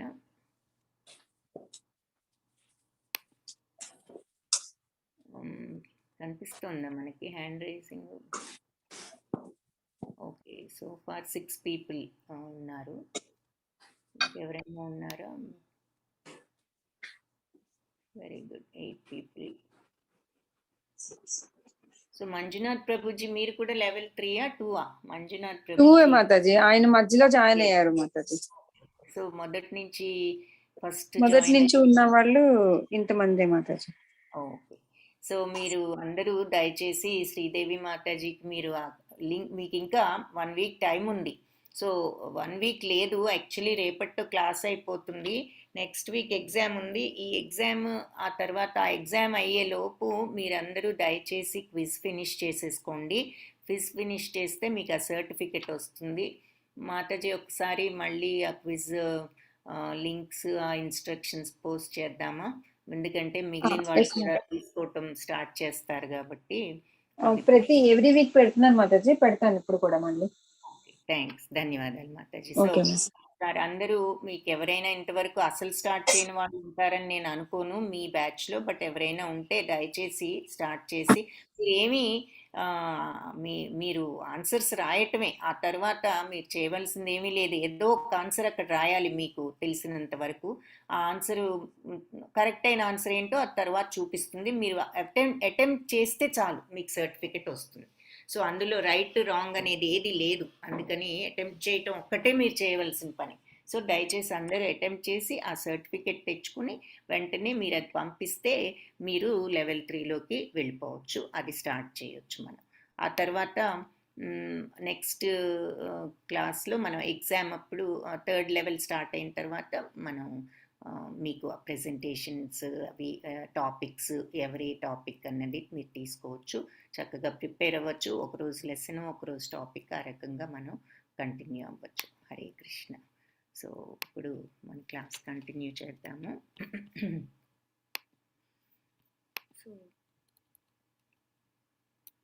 So ఇప్పుడు మనం ఏం చూస్తున్నాము? కృష్ణ మాతాజీ. చెప్పండి మాతాజీ, లెవెల్ 3 ఏ డేట్ నుంచి స్టార్ట్ అవ్వచ్చు?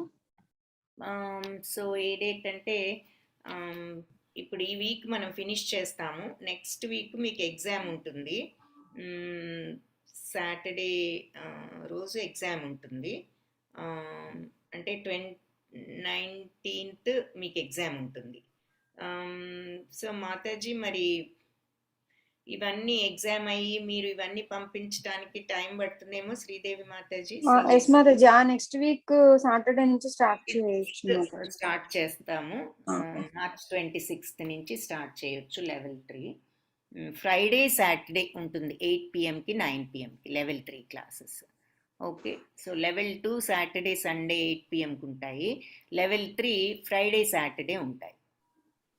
ఓకే, సో మీకు బేసిక్లీ 25వ తారీఖు ఫ్రైడే, సో ఆ రోజు స్టార్ట్ అవుతుంది level 3 Friday, March 25th. Okay okay Mataji. అట్లాగే మాతాజీ, నెక్స్ట్ వీక్ ఎగ్జామ్ అన్నారు కదా, దాని ప్యాటర్న్ అంటే అది ఎలా ఉంటుంది? ప్యాటర్న్ ఎన్ని మార్క్స్? మీరు సెకండ్ది తీసుకున్నారా మాతాజీ? తీసుకునే ఉంటారు కదా, ఫస్ట్ అండ్ సెకండ్ ఎగ్జామ్ తీసుకోలేదా? క్విజెస్ మాతాజీ? క్విజ్ అంటే క్విజ్ కాదు, క్విజ్ ఏమో మీరు లింక్ క్లిక్ చేసి తీసుకుంటారు. ఇది ఇన్ క్లాస్ ఎగ్జామ్ ఒకటి పెడతాము యూజువల్గా, ఆఫ్టర్ అయిపోయిన తర్వాత మీరు క్లాస్లోనే తీసుకోవాలి. ఆ క్లాస్లో గూగుల్ లింక్ ఇస్తాము, మీరు క్లాస్లో ఉండే ఆన్సర్ చేయాలి. అది మీరు మరి లాస్ట్ 2 ఎగ్జామ్స్ చేయలేదా మాతాజీ? మీరు ఎప్పుడు జాయిన్ అయ్యారు మాతాజీ? ఏ చాప్టర్ లో? 11th చాప్టర్ నుంచి మాతాజీ. ఓకే మాతాజీ, మీకు ఇంతవరకు ఎగ్జామ్ కండక్ట్ చేయలేదు మాతాజీ. ఇంకా ఎగ్జామ్ తీసుకోండి, మీకు ఇంతవరకు చేయలేదు, ఇదే ఫస్ట్ టైం. కానీ మీరు లెవెల్ 3లోకి అప్పుడే వెళ్ళరు, మీరు ఫస్ట్ 12 చాప్టర్స్ అవ్వలేదు కదా లెవెల్ 2లో, అది అయిన తర్వాత మీరు అప్పుడు మూవ్ అవ్వచ్చు. Okay, exam next week Mataji 13 to 18 chapters లో క్వశ్చన్స్ ఉంటాయి Mataji. Only 13 to 18th chapters లో ఉంటాయి. ఆ 6 చాప్టర్స్ నుంచే క్వశ్చన్స్ వస్తాయి. ఆన్లైన్ లో ఎగ్జామ్ క్లాస్ లోనే కండక్ట్ అవుతుంది మాతాజీ. హరే కృష్ణ మాతాజీ. హరే కృష్ణ. మరి నేను మిగతా చాప్టర్స్ కి అవి మళ్ళీ క్లాస్ లెవెల్ 2 లోనే కంటిన్యూ అవ్వాలా? కంటిన్యూ అవుతుంది మాతాజీ, అదే టైం లెవెల్ 2 ఎప్పుడు కంటిన్యూ అవుతూ ఉంటుంది. మళ్ళీ ఫస్ట్ చాప్టర్ నుంచి చెప్తారు కదా మాతాజీ, అప్పుడు మీరు 11th మీరు ఏ చాప్టర్ వరకు విన్నారో అక్కడ వరకు వినొచ్చు మాతాజీ. సో ఎవరైతే అన్ని చాప్టర్స్ 18 చాప్టర్స్ లెవెల్ 2లో కంప్లీట్ చేసిన వాళ్ళే లెవెల్ 3కి వెళ్తారు. మీరు 13th to 18th కంప్లీట్ చేస్తారు, బట్ 1 to 12 ఇంకా లెవెల్ 2 అవ్వలేదు కాబట్టి అవి కూడా అయిన తర్వాత మీరు అప్పుడు వెళ్దురు కానీ. Okay okay Mataji. హరే కృష్ణ. హరే కృష్ణ. హరే కృష్ణ మాతాజీ.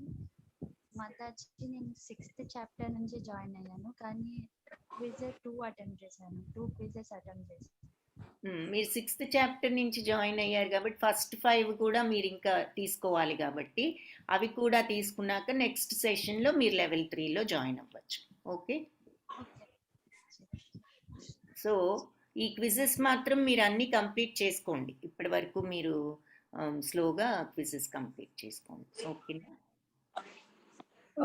మామూలుగా గ్రూప్ లో పెట్టే క్విజ్ లింక్ అండి, ఏ క్లాస్ నుంచి మీరు స్టార్ట్ అయ్యారో ఆ చాప్టర్ ఓపెన్ చేసి మీరు క్విజెస్ చేసేయచ్చండి.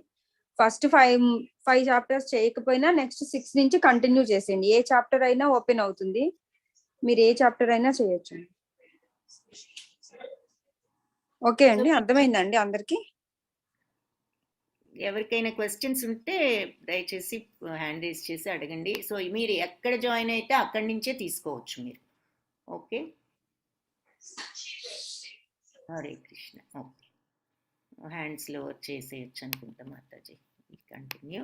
ఓకే, సో ఇక్కడ మనం ఇప్పుడు జ్ఞానం ఎలా ఉంటుంది అన్నది చూసాము, కర్మ అనేది ఎలా చేస్తారు ఈ 3 గుణాల్లో చూసాము, ఇకపోతే కర్త ఎలా ఉంటాడు ఈ 3 గుణాల్లో అన్నది చూస్తున్నాము. సో ఈ కర్త ఎలా ఉంటాడు అన్నది చూసాము. ఏది సత్వగుణంలో కర్త ఎలా ఉంటాడు అంటే మరి అటాచ్మెంట్ లేకుండా, నేను చేస్తున్నాననే ఫీలింగ్ లేకుండా, ఆ తర్వాత ఏ పనైనా ఉత్సాహంతో బాగా చెయ్యాలి ఇది అనేటటువంటి ఒక భావంతోనే కానీ అది దాని నుంచి మనకి ఏమొస్తుంది అనేటటువంటి ఎక్స్పెక్టేషన్ లేకుండా, జయాపజయాలు ఆ తర్వాత పని జరిగిన తర్వాత ఎలా ఉన్నా సరే దాని యొక్క రిజల్ట్ నిర్వికారంగా సమత్వంతో ఉండగలిగిన వాళ్ళు సాత్విక కర్తలు అని చెప్పి చెప్తున్నారు. సో రాగీ కర్మ ఫల ప్రేప్సుర్లుబ్ధో హింసాత్మకో శుచి హర్ష శోకాన్విత కర్త రాజస పరికీర్తిత. సో రాగి అంటే మిక్కిలి ఎంతో ఆసక్తితో కర్మఫలం మీద, దేని మీద ఆసక్తి? కర్మఫల ప్రేప్సు, కర్మఫలాన్ని పొందాలి అనేటటువంటి ఆసక్తితో, లుబ్ధ లోభత్వం అంటే తీవ్రమైనటువంటి ఆ కోరిక, కావాలి అనే దురాశ అంటే అత్యాశ కరెక్ట్ చెప్పాలంటే లోభిత్వము. హింసాత్మకో శుచి అంటే అసూయ కలవాడు. హింసాత్మక అంటే అసూయతో అశుచి, అపరిశుద్ధుడు. అపరిశుద్ధుడు అంటే ఇక్కడ పైకి శుభ్రత లేకపోవటం కాదు, చిత్తశుద్ధి లేకపోవటం, మనస్సులో అన్ని బ్యాడ్ థాట్స్ అన్నమాట, మంచి థాట్స్ అనేవి లేకుండా ఉండటం. అది అన్నింటికంటే ఈ సాధనలో ఆ చిత్తశుద్ధత్వం తెచ్చుకోవటమే మన యొక్క గమ్యం. ఆ చిత్తశుద్ధి అనేది తెచ్చుకోగలిగాము అంటే అప్పుడు మనం అకర్తలుగా ఉండవచ్చు. పని చేసినా కూడా చెయ్యని స్థితికి వెళ్ళవచ్చు. నేను చేస్తున్నాననేది ఉండదు, ఇది నాకు ఇది వస్తుందా అది వస్తుందా అనేది ఉండదు, అటాచ్మెంట్ ఉండదు, ఆ అకర్తృత్వ నేను భోక్తనని కానీ నేను కర్తనని కానీ కూడా మనకు ఉండదు. ఆ చిత్తశుద్ధి అనే స్టేజ్కి వెళ్ళగలిగితే, మన మనస్సును అంత క్లీన్గా ఉంచుకోగలిగితే, ఈ మనస్సు వల్లే మరి అన్ని ఆలోచనలు వస్తూ ఉంటాయి. ఎప్పుడైతే ఈ మనస్సును కంట్రోల్ చేసుకుని సమత్వంతో ఉండగలుగుతామో మనకు ఆ చిత్తశుద్ధి అనేది అప్పుడు వస్తుంది. క్లీన్గా ఉండటం అంటే ఏమిటి? ఏమీ మరకలు లేకుండా ఉండటం, ఏమీ అక్కడ స్పాట్, మనం ఏదైనా వస్తువు ఉంటే తుడుస్తాం, క్లీన్ అంటే ఏమిటి? దాని మీద ఒక్క దుమ్ము ధూళి కూడా ఉండకూడదు. అలాగే మనస్సు క్లీన్గా ఉండటం అంటే ఏ ఆలోచనలు అనేవి లేకుండా పరిశుద్ధతతో చిత్తశుద్ధి అనే మాటకు అర్థం అదనమాట. సో ఆ అపరిశుద్ధ అంటే మనసు నిండా ఎటువంటి ఈ డస్టీ ఆలోచనలు, ఈ బ్యాడ్ ఆలోచనలు, మురికి ఆలోచనలు ఉన్నప్పుడు అది అశుద్ధత్వం అవుతుంది.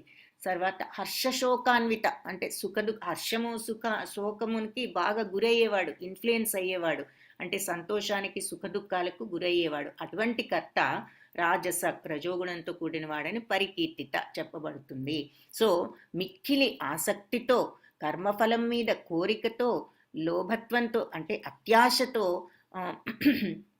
అసూయ మొదలైనటువంటి గుణాలతో, ఈ అపరిశుద్ధమైనటువంటి ఆలోచనలతో ఎవరైతే ఈ కర్మలను చేస్తూ ఉంటారో, కర్మఫలాలను అనుభవించాలనేటటువంటి కోరికతో, కర్మఫలాల మీద ఇంట్రెస్ట్తో, ఆసక్తితో, దురాశతో, అసూయతో, ఈ మనస్సులో చిత్తశుద్ధి అనేది లేకుండా బ్యాడ్ థాట్స్తో ఎవరైతే తర్వాత దానివల్ల వచ్చే సుఖదుఖాలకు విపరీతంగా ఎఫెక్ట్ అయిపోతూ, ఇదేమిటి ఇలా అయింది అనే విపరీతంగా ఎఫెక్ట్ అయిపోతూ ఎవరైతే ఉంటారో, ఎవరైతే ఈ రకంగా పనులు చేస్తారో వాళ్ళు రజోగుణంలో కర్తలు.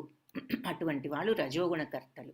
ఇకపోతే తమోగుణ కర్తలు అయుక్త ప్రాకృత స్తబ్ధ శఠో నైష్కృతికోలస విషాదీ దీర్ఘసూత్రీ చ కర్త తామస ఉచ్యతే. సో భౌతికాసక్తుడును అంటే అయుక్త శాస్త్ర నిర్దేశాలను పరికింపనివాడు, ప్రాకృత భౌతికాసక్తుడు అంటే ఈ మెటీరియల్ నేచర్కి, ఈ మన భౌతిక ప్రపంచపు కోరికలకు బద్ధుడైన వాడు, వీటి మీదే ఇంట్రెస్ట్ ఉన్నవాడు. అయుక్త అంటే కూడా యుక్తుడు కానివాడు. ఎందులో యుక్తుడు కానివాడు అంటే స్థితుడు కానివాడు. ఎందులో స్థితుడు కావట్లేదు అంటే శాస్త్రాలు చెప్పిన ప్రకారంగా చేయకుండా ఉండటం అన్నమాట. ఇష్టం వచ్చినట్లు చేయటం. ఆ తర్వాత ఈ భౌతిక ప్రపంచపు కోరికలలో మునిగిపోయిన వాడు. షఠో నైష్కృతి, స్తబ్ధ స్తబ్ధ స్తబ్ధ అంటే మొండిపట్టుదల కలవాడు. షఠో అంటే వంచకుడు, అవతల వాళ్ళని మోసం చేయాలని. నైష్కృతిక అంటే ఇతరులను అవమానించటంలో ఆరితేరినవాడు, అంటే ఎదుటి వాళ్ళని ఇన్సల్ట్ చేయటం అన్నమాట. అలస సోమరిత్వము, సోమరితనము, సోమరి. విషాది అంటే చింతతో ఎప్పుడు దుఃఖము, ఏదో అంటే దుఃఖం ఎప్పుడు వస్తుంది, ఈ అసూయ ఇవన్నీ వచ్చినప్పుడే కదా మనసుకి ఈ ఆందోళన దుఃఖము ఇవన్నీ వచ్చేది. విషాది. దీర్ఘసూత్రీచ అంటే కాల విలంబన, టైం వేస్ట్ చేసేవాడనమాట. కర్త తామసం, ఇలాంటి కర్త తామస ఉచ్యతే, తామసం కర్త అని చెప్పి చెప్పబడుతోంది అని చెప్తున్నారు. సో మళ్ళీ ఎలాంటి వాడు ఈ తామసకర్త అనంటే భౌతిక కోరికల మీద ఇంట్రెస్ట్ ఉన్నవాడు, ఈ మెటీరియల్ డిజైర్స్ కోసం ప్రాకులాడేవాడు. మొండితనం, ఏదో తన మార్గమే తప్ప ఇక అవతల వాళ్ళ మాట కూడా విననివాడు, మోసం చేసేవాడు, ఇతరులను అవమానించటంలో దక్షుడు అంటే ఇతరులను అవమానించటంలో వాడు చాలా నేర్పరి అన్నమాట వాళ్ళు. సోమరి, మరి సోమరితనం, సదా చింతాక్రాంతి, ఎప్పుడూ ఏదో ఒక ఆందోళనతో ఏదో ఒక దీంతో ఉండేటటువంటి వాళ్ళు. కాలం వృధా చేసేవాళ్ళు. వీళ్ళంతా కూడా ఒక్క నిమిషం క్షమించండి.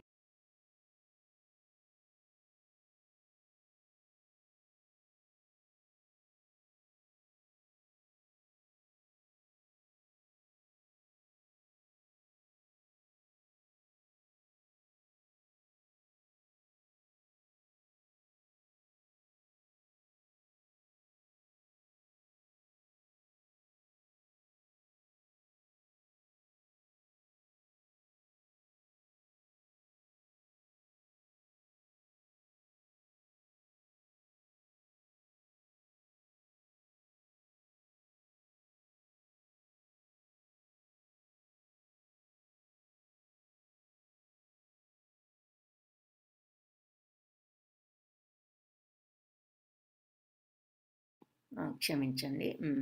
ఓకే. అయుక్త ప్రాకృతస్తబ్ధ షఠో నైష్కృతికోలసః విషాదీ దీర్ఘసూత్రీ చ కర్త తామస ఉచ్యతే. సో ఇలాంటి వాడు తామస కర్త. భౌతిక గుణాల మీద ఆసక్తి, మొండితనం, మోసం చేయటం, ఇతరులను అవమానించటం, సోమరితనం, ఎప్పుడు కూడా ఏదో ఒక వ్యధతో ఉండేవాడు, కాలాన్ని వేస్ట్ చేసేవాడు, శాస్త్ర నిర్దేశాలకు విరుద్ధంగా పనులు చేసేవాడు. వద్దు అని శాస్త్రం చెప్పిన పని ఎవరైతే చేస్తారో వాళ్ళు తమోగుణ కర్తలు. వాళ్లే కాదు, ఈ భౌతిక ప్రపంచం మీద కోరికలతో మొండితనంతో మోసం చేస్తూ ఎదుటి వాళ్ళని అవమానిస్తూ ఎవరైతే ఉంటారో, కాలాన్ని వేస్ట్ చేస్తారో, ఇదంతా సోమరితనం, ఇవన్నీ కూడా తమోగుణ కర్తలు అని చెప్పి చెప్తున్నారు. సో 3 చూసాం. జ్ఞానం ఎలా ఉంటుంది, మరి తర్వాత కర్మ ఎలా చేస్తారు, కర్త ఎలా ఉంటాడు ఈ గుణాల్లో వాళ్ళు. ఇప్పుడు బుద్ధేర్భేదం ధృతేశ్చైవ గుణతస్త్రివిధం శృణు ప్రోచ్యమానమశేషేణ పృథక్త్వేన ధనంజయ.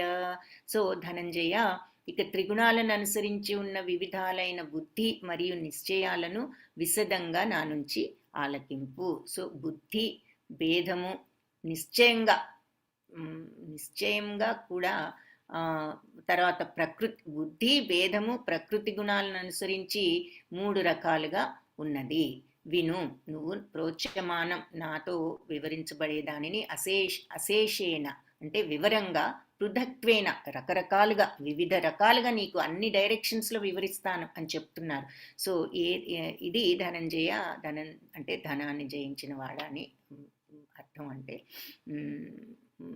అర్జునుడికి ఆ పేరుంది. సో ఇక త్రిగుణాలను అనుసరించున్న రకరకాలైనటువంటి బుద్ధి నిశ్చయాలను నా నుంచి క్లియర్గా విను అని చెప్తున్నారు. సో మనందరికీ కూడా ఈ ఆలోచనలు, కర్మలు ఇవన్నీ మన గుణాలను బట్టి మనకు వస్తూ ఉంటాయి అని చెప్పి చెప్తున్నారు. సో ఈ గుణాలు బట్టి మన బుద్ధి, మరి తర్వాత మన యొక్క ఆలోచనలు ఎలా ఉంటాయి అనేది విశదంగా ఈ వివిధ రకాలైనటువంటి బుద్ధి ఎలా ఉంటుంది, ఈ త్రిగుణాల వలన ఈ బుద్ధి రకరకాలుగా ఉంటూ ఉంటుంది ఒక్కొక్కళ్ళకు. ఎందుకు ఒక్కొక్కరికి ఒక్కొక్క గుణం ఉంది. ఒక్కొక్క గుణమే కాకుండా మిక్స్చర్ ఆఫ్ గుణాస్ ఉన్నాయి ఒక్కొక్కరికి. కొంత ఎక్కువ సత్వగుణం, కొందరికి ఎక్కువ రజోగుణం, కొందరికి ఎక్కువ తమో గుణం. తర్వాత ఆ పర్సంటేజెస్లో తేడా ఉంటుంది. 70-30, 70-20-30 70-20-10 ఉండొచ్చు, లేదంటే 60-40, 60-30-10 ఉండొచ్చు, లేదంటే 50-40-10 ఉండొచ్చు. ఎలా అయినా ఉండొచ్చు. రకరకాల పాళ్ళల్లో ఉంటూ ఉంటాయి మనకి గుణాలు. సో రకరకాలుగా దానిని బట్టి మన బుద్ధి ఉంటూ ఉంటుంది. మనకున్నటువంటి ఆ గుణాలు ఏ పాళ్ళల్లో ఉన్నాయో అలా మన బుద్ధి కూడా మారుతూ ఉంటుంది. సో ఇదంతా నీకు విశదంగా వివరిస్తాను. పృథక్వేన రకరకాలుగా ఉంటుంది కాబట్టి నీకు ఇదంతా అశేషేణ వివరంగా నీకు చెప్తాను, విను. ఈ బుద్ధి ఎలా ఉంటుంది అంటే ప్రవృత్తిం చ నివృత్తిం చ కార్యకార్యే భయాభయే బంధం మోక్షం చ యా వేత్తి బుద్ధి సా పార్థ సాత్వికి. చాలా ఇంపార్టెంట్ పాయింట్స్ అన్నమాట ఇవన్నీ. ప్రాక్టికల్గా మనకు ఏంటి, మన గుణాలను తెలుసుకోవాలన్నా, తెలుసుకుని ఏ రకంగా చేయాలన్నా ఈ 16, 17, 18 చాప్టర్స్ మనకి నిత్య జీవితంలో ఉపయోగపడేవి అన్నమాట. అసలు ఏంటి అనేది అర్థం చేసుకుంటే మనం మంచి ఏది అలవర్చుకోవాలనేది, ఏది వదులుకోవాలనేది మనకు అర్థమవుతుంది అన్నమాట. సో అందుకని ఇది చాలా ఇంపార్టెంట్ చాప్టర్స్. సో ఇవన్నీ కూడా important chapters and shlokas. So ప్రవృత్తించ నివృత్తించ అంటే ప్రవృత్తి అంటే చేయవలసినది, నివృత్తించ చేయకూడనిది, కార్యాకార్య అంటే కార్యమేదో అకార్యమేదో, భయ అభయ అంటే భయము అభయము, భయరాహిత్యం భయం లేకుండా ఉండటం. తర్వాత బంధం మోక్షం చ బంధమోక్షాలు కూడా, యా వేత్తి ఏది వేత్తి తెలుసుకుంటారో బుద్ధి, ఆ బుద్ధి సా పార్థ ఆ బుద్ధి పార్థ పృథక్ కుమార సాత్వికమైనటువంటి బుద్ధి, సత్వగుణానికి సంబంధించినది. ఏది చేయవలసిందేదో ప్రవృత్తించ నివృత్తించ, చేయవలసినదేదో చేయకూడనిదేదో తెలుసుకోవటం, కార్యమేదో అకార్యమేదో, ఏ పని చెయ్యాలో ఏ పని చెయ్యకూడదో. తర్వాత భయము అంటే దేనికి భయపడాలో దేనికి భయపడకూడదో అంటే అనేది కూడా తెలుసుకుని ఉండాలి. తర్వాత బంధం మోక్షం చ. సో అంటే ఏది ఏ పని చేస్తే మనం, ఎలా చేస్తే మనం బద్ధులం అయిపోతాము, ఎలా చేస్తే మనకు మోక్షం వస్తుంది, సో ఏ విధంగా ప్రవర్తిస్తే మనకి బద్ధత్వం వచ్చేసి మళ్ళీ జన్మ వస్తుంది, ఏ విధంగా చేస్తే ఈ బద్ధత్వం లేకుండా మోక్షాన్ని సాధించగలుగుతాం అనేటటువంటి జ్ఞానం ఎవరైతే ఉంటుందో అలాంటి బుద్ధి ఉన్నవాడు సాత్వికుడు అని చెప్తున్నారు. అలాంటి బుద్ధి సత్వగుణమైనటువంటి బుద్ధి, సత్వగుణ ప్రధానమైన బుద్ధి. సో ఏ బుద్ధి ద్వారా ఒక మనిషి ఏది చెయ్యాలో ఏది చేయకూడదో, దేనికి భయపడాలో దేనికి భయపడకూడదో, ఏది మనల్ని బందీ చేసేస్తుందో, ఈ భౌతిక ప్రపంచంలో మళ్ళీ పుట్టేటట్లు చేస్తుందో, ఏది మనకు మోక్షాన్ని ఇస్తుందో, మళ్ళీ ఇక్కడ జన్మ లభించకుండా మోక్షాన్ని ఏది ఇస్తుంది అనేది, ఇవన్నీ కూడా తెలిసినటువంటి బుద్ధి ఉన్నవాళ్ళు, అటువంటి బుద్ధి ఉన్నవాళ్ళు సత్వగుణ ప్రధానమైన వాళ్ళు అని చెప్పి ఈ శ్లోకంలో చెప్తున్నారు. ఇంపార్టెంట్ శ్లోక ఇది.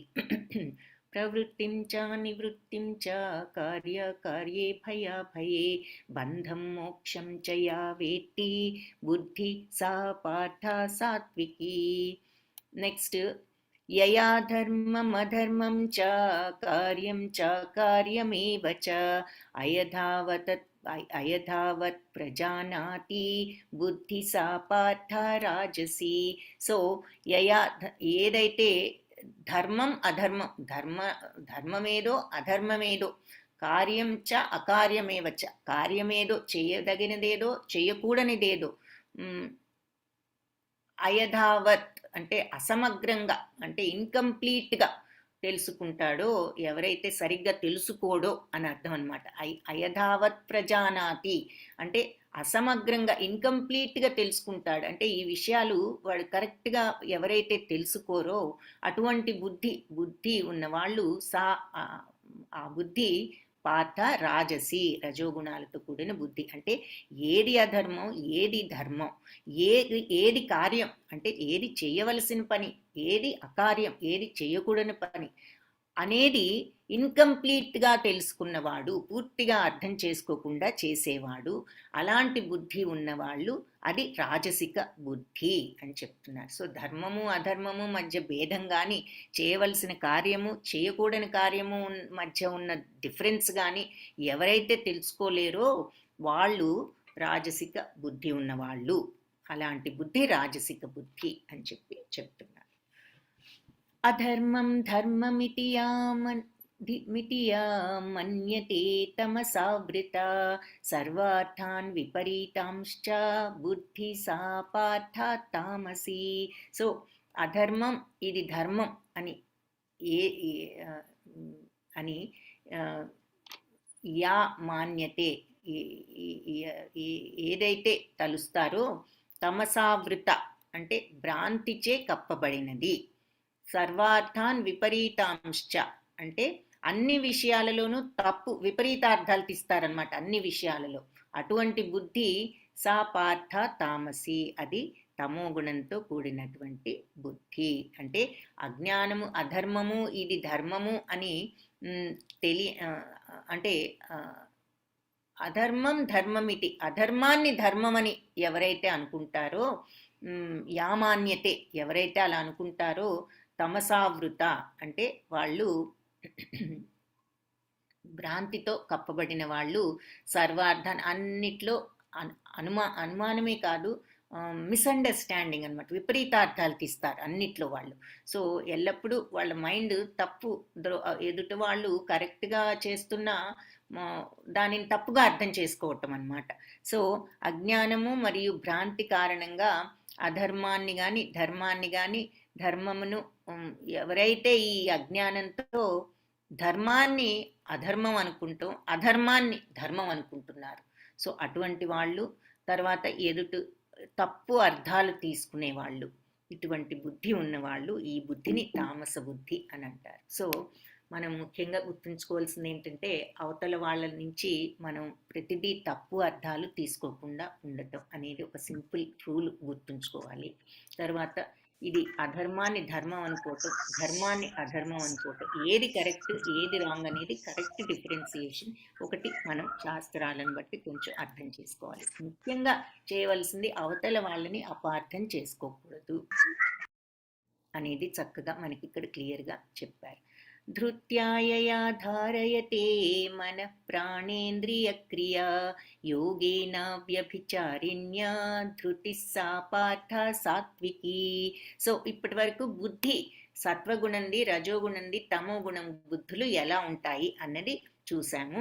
ఇకపోతే ఇప్పుడు పృథక్కుమార అవిచ్ఛిన్నమైనది యోగాభ్యాసంతో, అంటే అటు ఇటు చెదిరిపోకుండా స్టేబుల్ మైండ్గా ఉన్నది, యోగాభ్యాసంతో స్థిరంగా కొనసాగేది, తత్కారణంగా అలా ఉంచుకుంటే ఇంద్రియాలను మనస్సును ప్రాణకార్యాలను నియమించినది అయినటువంటి నిశ్చయము, అంటే సత్వగుణ ప్రధానమైనది. నిశ్చయం ఎలా ఉంటుంది అంటే మన యొక్క డిటర్మినేషన్ ఎలా ఉండాలి, ఏదైనా పని చేసినప్పుడు మన యొక్క మనస్తత్వం అంటే దృఢ నిర్ణయం అంటాను చూసారా, అది అంటే ఎంత సంకల్పం, మన సంకల్పం అన్నమాట, దాని ఆ మాట వాడొచ్చు. అంటే ఏదైనా మన నిర్ణయం, సింపుల్ వర్డ్స్లో చెప్పాలంటే నిర్ణయం, కొంచెం మంచి వర్డ్లో చెప్పాలంటే సంకల్పం, రెండు ఒకటే. ఏదైనా మనం ఒక పని చేస్తున్నాం అంటే ఎందుకు ఏదో ఒక నిర్ణయంతో చేస్తున్నాం, ఒక సంకల్పంతో చేస్తున్నాం, ఈ పని ఈ పర్పస్ కోసం చేస్తున్నాము అనేటటువంటి ఒక కారణం ఉంటుంది, అంటే ఒక కారణం అన్నమాట, ఆ పర్పస్ కోసం చేస్తున్నాము.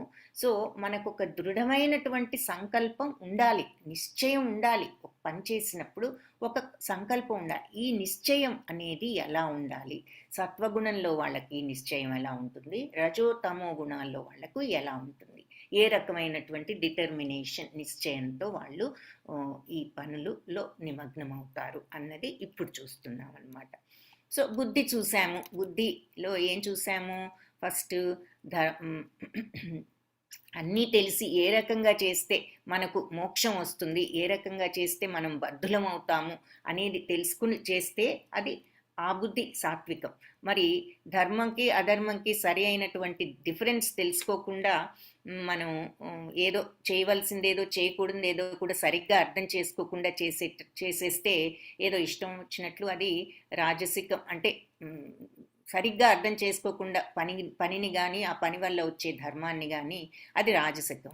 ఇకపోతే తామసికం అంటే ఎలా ఉంటుందంటే అవతల వాళ్ళని ప్రతిదానికి తప్పు పట్టడం, ధర్మాన్ని కంప్లీట్ డిఫరెన్స్ అనమాట. కనీసం రజోగుణంలో వాళ్ళు పూర్తిగా అండర్స్టాండ్ చేసుకోవట్లా ధర్మం ఏది అధర్మం ఏది అని, కొంతన్నా వాళ్ళకి అవగాహన ఉంది. తమో గుణంలో వాళ్ళు టోటలీ ఆపోజిట్ అనమాట. అసలు ధర్మాన్ని అధర్మం అంటున్నారు, అధర్మాన్ని ధర్మం అనుకుంటున్నారు, తప్పు పనిని కరెక్ట్ అనుకుంటున్నారు, కరెక్ట్ పనిని తప్పు అనుకుంటున్నారు. అంతేకాకుండా ఎదుటి వాళ్ళను అన్ని విషయాల్లో తప్పర్థాలు తీసి అపార్థం చేసుకుంటున్నారు. అది ఆ బుద్ధి తమోగుణ బుద్ధి. ఇకపోతే ఇప్పుడు నిశ్చయం, ఒక పని చేసినప్పుడు ఏ రకమైన డిటర్మినేషన్తో సంకల్పంతో చేయాలి. సో సాత్విక సంకల్పం ఎలా ఉంటుంది అంటే అవిచ్ఛిన్నమైనది, అంటే ఇక స్ట్రాంగ్ డిటర్మినేషన్, దృఢమైనది అనమాట. ఏమీ మనం అటు ఇటు దాని నుంచి చెదిరిపోవటం లేదు, చాలా స్థితులమై దృఢంగా నిశ్చయించుకున్నాం. యోగాభ్యాసంతో స్థిరంగా, అంటే మనం కాన్సన్ట్రేషన్తో ఎప్పుడైనా కూడా ఆ ఫోకస్తో ఉండగలగటం. పని మొదలుపెట్టిన తర్వాత ఏదో కొంచెం చేసినా ఎవరు చేస్తారులే ఇదేమో కానీ అన్నట్లు కాదు, ఆ ఫోకస్ అనేది ఉండాలి. అది యోగాభ్యాసం అంటే ఏమిటంటే కూర్చుని మెడిటేషనే చేయాలని కాదు, బట్ మనస్సును ఆ కాన్సన్ట్రేషన్లో ఆ ఫోకస్తో నిలపగలగటం. మనము ధ్యానంతో నామస్మరణతో ఈ రకమైనటువంటి ఆ అభ్యాసాన్ని చేయవచ్చు. మనకు ఆ ఫోకస్, ఆ కాన్సన్ట్రేషన్ అనేది డెవలప్ అవుతుంది. సో మనకు నామజపం, భగవన్నామజపం, హరే కృష్ణ నామజపంతో ఈ ఫోకస్, ఈ కాన్సన్ట్రేషన్ మనం డెవలప్ చేసుకోవచ్చు. సో ఈ యోగాభ్యాసంతో అవిచ్ఛిన్నమైనది, అంటే ఇంకా దానికి ఏమి కూడా డిస్టర్బెన్స్ అనేది లేదనమాట. ఫోకస్ డిటర్మిన్డ్, అది అంత స్ట్రాంగ్ డిటర్మినేషన్ వచ్చింది ఆ కాన్సన్ట్రేషన్ ఫోకస్తో. తత్కారణంగా ఇటువంటి ఫోకస్తో నువ్వు నీ ఇంద్రియాలను, మనస్సును, తర్వాత ప్రాణ కార్యములు ఎవరైతే అన్నింటినీ కూడా వినియోగిస్తారో ఈ పనిలో, అది సత్వగుణ ప్రధానమైనది. సో ఆ యోగాభ్యాసంతో వచ్చినటువంటి ఆ స్ట్రాంగ్ డిటర్మినేషన్తో ఎవరైతే మన యొక్క సెన్సెస్ని, మనస్సును అన్నిటినీ కూడా ఆ పనిలో లగ్నం చేస్తారో, అది అలాంటి డిటర్మినేషన్, అలాంటి నిశ్చయం, అలాంటి సంకల్పం సత్వగుణ ప్రధానమైనది. అంటే మనకున్నటువంటి అన్ని శక్తులు, మన ఇంద్రియాల యొక్క శక్తి కానీ, మన మనస్సు యొక్క శక్తిని కానీ, మన ప్రాణ యొక్క శక్తిని కానీ, అంటే ఫిజికల్ ఎనర్జీ కానీ, అన్ని mental energy, physical energy, sensual energy, మన సెన్సెస్ యొక్క ఎనర్జీ అన్నీ కూడా మనం చేసే పనిలో లగ్నం చేసి ఆ పనిని మనస్ఫూర్తిగా కాన్సన్ట్రేషన్తో చేయటమే, చెయ్యాలి అని అలా చెయ్యగలిగినటువంటి నిశ్చయము సత్వగుణ ప్రధానమైన నిశ్చయము అని చెప్తున్నారు. ఆ తర్వాత అయిపోవచ్చింది, దయచేసి అందరూ వెయిట్ చేయండి, ఇంకొక శ్లోకతో ఈ క్లాస్ ఎండ్ చేద్దాము. అప్పుడు లాస్ట్ 18 రేపు కంప్లీట్ చేయొచ్చు. యయాతు ధర్మ కామార్థాన్ ధృత్యా ధారయతి అర్జున ప్రసంగేన ఫలాకాంక్షి ధృతి సా పార్థ రాజసి. సో యయాతు, దేనితో అయితే ధర్మకార్థాన్, ధర్మం కానీ అర్థం అంటే ఆర్థికాభివృద్ధి, ధర్మము, తర్వాత కామము ఏది మన ఇంద్రియ తృప్తి, కోరికలు, అర్థం అంటే డబ్బు, సంపద కానీ, ధృత్య నిశ్చయంగా, ధారయేత పోషిస్తారో అర్జున, ప్రసంగేన అంటే ఆసక్తితో, ఫలాకాంక్షి ఫలితం మీద ఆసక్తితో, ధృతి అంటే నిశ్చయంగా, అటువంటి ధృతి, అటువంటి నిశ్చయం, సా పార్థ, అటువంటి నిశ్చయం పార్థ రాజసిక సంబంధించినది, రజోగుణ సంబంధమైనది. సో ఏ నిశ్చయంతో అయితే మనిషి ధర్మము, అర్థము, కామము వీటన్నిటి ఫలితాల మీద ఆసక్తి పెట్టుకుని ఉంటాడో, అలా నిశ్చయంగా పనిచేస్తాడో అది రజోగుణ ప్రధానమైనది. సో వాళ్ళ యొక్క సంకల్పం ఎలా ఉంటుంది, వాళ్ళు ధర్మము, అర్థము అంటే ఫైనాన్షియల్ బెనిఫిట్, కోరిక తీర్చుకోవటానికి, వీటన్నిటి యొక్క ఫలితాల మీద ఆసక్తి పెట్టుకుని ఏదైనా పని చేయటము అని చెప్తున్నారనమాట. సో ఈ ధర్మం, కామ, అర్థ ఈ 3 విషయాల యొక్క ఫలితాల మీద ఎవరైతే ఆసక్తితో ఉండి అలా ఆ నిశ్చయంతో ఉంటారో, దృఢ నిశ్చయంతో అంటే కామం కామం యొక్క ఫలితం మీద కానీ, సంపద అనేటటువంటి ఫలితం కోసం కానీ, ఏదైనా సరే వాటి యొక్క ఫలితాల మీద ఆసక్తితో నిశ్చయం, strong determination because of that reason, ఆ రీజన్ కోసం స్ట్రాంగ్ డిటర్మినేషన్, ఏ రీజన్ కోసం, ధర్మార్థ కామాల యొక్క ఫలితం కోసం ఎవరైతే స్ట్రాంగ్గా నిశ్చయం చేసుకుని పనులు చేస్తారో అటువంటి నిశ్చయం రజోగుణ ప్రధానము. అయితే డిఫరెన్స్ ఏంటంటే వీళ్ళకి సత్వగుణ నిశ్చయానికి వీళ్ళు యోగ కాన్సన్ట్రేషన్తో సర్వము కూడా అందులో వచ్చి ఆ ఫలితం గురించి వాళ్ళు ఆలోచించట్లా, ఫోకస్ ఓన్లీ పని మీద పెడుతున్నారు. వీళ్ళేంటంటే ఫోకస్ అంతా కూడా ఫలితం మీద పెడుతున్నారనమాట. అది అక్కడ రాజసికానికి సత్వగుణానికి ఉన్నటువంటి డిఫరెన్స్. యయా స్వప్నం భయం శోకం విషాదం మదమేవ చ న విముచ్యతి దుర్మేధా ధృతి సా పార్థ తామసి.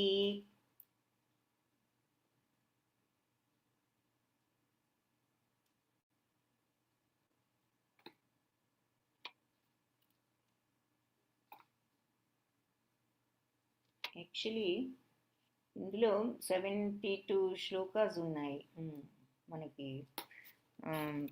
సో మీకు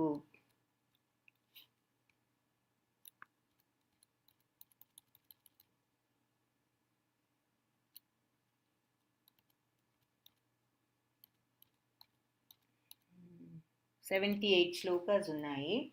సో 78 అంటే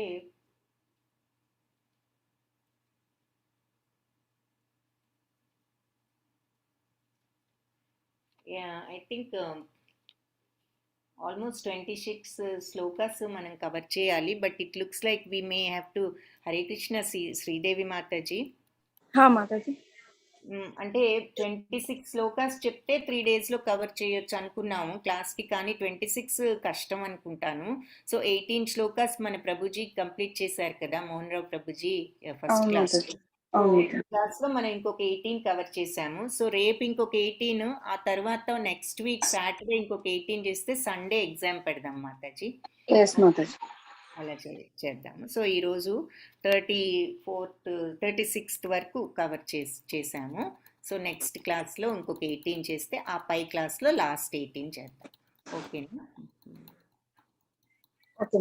హరే కృష్ణ. ఓకే మాతాజీ, హరే కృష్ణ. సో అది నిశ్చయం అనేది ఎలా ఉండాలి, సత్వగుణ నిశ్చయం చూసాము. తర్వాత మరి రజోగుణ నిశ్చయం. సో సత్వగుణంలో వాళ్ళు ఎలా చేస్తారు, రజోగుణంలో వాళ్ళు ఈ 3 అర్థాల కోసం ధర్మార్థ కామ మీద ఫలాసక్తితో వాళ్ళ నిశ్చయం స్ట్రాంగ్గా ఉన్నప్పుడు అది రజోగుణ నిశ్చయం, ఆసక్తితో ఉన్నప్పుడు అది రజోగుణ నిశ్చయం అవుతుంది అని చెప్తున్నారు. సంకల్పం అన్నమాట. వాళ్ళ సంకల్పం అంతా కూడా వీటి మీద, ఈ 3 విషయాల యొక్క ఫలితం మీద ఉంటుందన్నమాట. దానికోసం వాళ్ళన్ని దృఢ నిశ్చయంతో ఉంటారు. వేరే సత్వగుణం వాళ్ళు ఈ పని సక్సెస్ఫుల్గా చెయ్యాలి అనే దాంతో వాళ్ళు ఇంద్రియాలను, మనస్సును, వాళ్ళ physical energy, mental energy, sensual energy అంతా కూడా సక్సెస్ఫుల్గా ఆ యోగ ధ్యానంతో వచ్చినటువంటి ఆ ఫోకస్తో మొత్తం కూడా వాళ్ళు ఆ పనిని నిర్వర్తించటంలో వినియోగిస్తే, రాజసికం వాళ్ళు వాళ్ళ యొక్క సంకల్పం అంతా కూడా మనం చేసే ఈ పనుల వల్ల మనకి ఈ బెనిఫిట్ వస్తుంది అని ఆ ఫలాసక్తి మీద వాళ్ళ ఫోకస్ అంతా ఫలాసక్తి మీద ఉంటుంది. ఇకపోతే తమో గుణంలో వాళ్ళది ఎలా ఉంటుంది అంటే స్వప్నము, భయము, శోకము, విషాదం, భ్రాంతి అనేటటువంటి వాటిని దాటలేనటువంటి మందబుద్ధితో కూడిన నిశ్చయం. అంటే ఎప్పుడు కూడా నిజానికి దూరంగా ఉంటారు. డ్రీమ్ వరల్డ్ వాళ్ళకి. ఈ తర్వాత ఎప్పుడు ఏదో భయము, శోకము, విషాదము, భ్రాంతి, ఒకలాంటి మోహంలో ఉంటారనమాట. ఆ స్థితిని వాళ్ళు దాటలేకుండా ఆ మందబుద్ధి అంటే ఏంటి అంటే ఇక ఆ మోహంలో ఉండి వాళ్ళు సరి అయినటువంటి నిశ్చయం కూడా వాళ్లకు ఉండదు. అటువంటి బుద్ధితో, అలాంటి నిశ్చయంతో ఉండేవాళ్ళు అది తమో గుణానికి సంబంధించినటువంటిది అని చెప్పి చెప్తున్నారు అనమాట. సో అంటే సత్వగుణంలో వాళ్ళకి కళలు వస్తాయని కాదు, కానీ ఇక్కడ స్వప్నం అంటే ఏమిటి అంటే అధిక నిద్ర అని కూడా అర్థం అనమాట. సో ఈ ఈ స్వప్నము మామూలుగా సహజమే, సత్వరజస్తమో గుణాలన్నిటికీ కూడా వస్తూ ఉంటాయి. కానీ అధిక నిద్రను ఎవరైతే అరికట్టుకోలేరో, విషయభోగాలను అనుభవిస్తున్నామనేటువంటి గర్వాన్ని ఎవరైతే వదులుకోలేరో, భౌతిక ప్రకృతి మీద ఆధిపత్యం అనేది స్వప్నాన్ని, అంటే ఇదంతా ఒక డ్రీమ్ అన్నది ఎవరైతే తెలుసుకోలేరో, ఈ భౌతిక ప్రపంచంలో ఉన్నాము ఇది అంటే they are so attached to the material world that they do not see the realization, they don't have the realization that ఇది ఏమిటి, ఇది నిజం ఏమిటి, ఇదంతా కూడా ఒక భ్రాంతి, దిస్ ఈజ్ నాట్ రియల్, ఇది అన్రియల్ అనేది ఎవరైతే తెలుసుకోలేరో, అంటే ఎవరైతే కంప్లీట్గా ఈ భౌతిక ప్రపంచం యొక్క వ్యామోహంలో మునిగిపోయి ఉంటారో, తర్వాత ఎప్పుడు కూడా ఈ వ్యామోహంతో వాళ్ళు భయము, శోకము, విషాదం, భ్రాంతి, ఈ అతినిద్ర, ఈ సోమరితనంతో సో ఎన్నో రకాలుగా, అంటే ఇలా ఒక చెడు అలవాట్లకు బానిసే అయ్యి అలా ఉండటం అవ్వచ్చు, ఏ అలవాట్లు లేకపోయినా కూడా మనస్సు సరి అయిన రీతిలో లేకపోతే ఈ గుణాలన్నీ అప్పుడు కూడా మనకు రావచ్చు.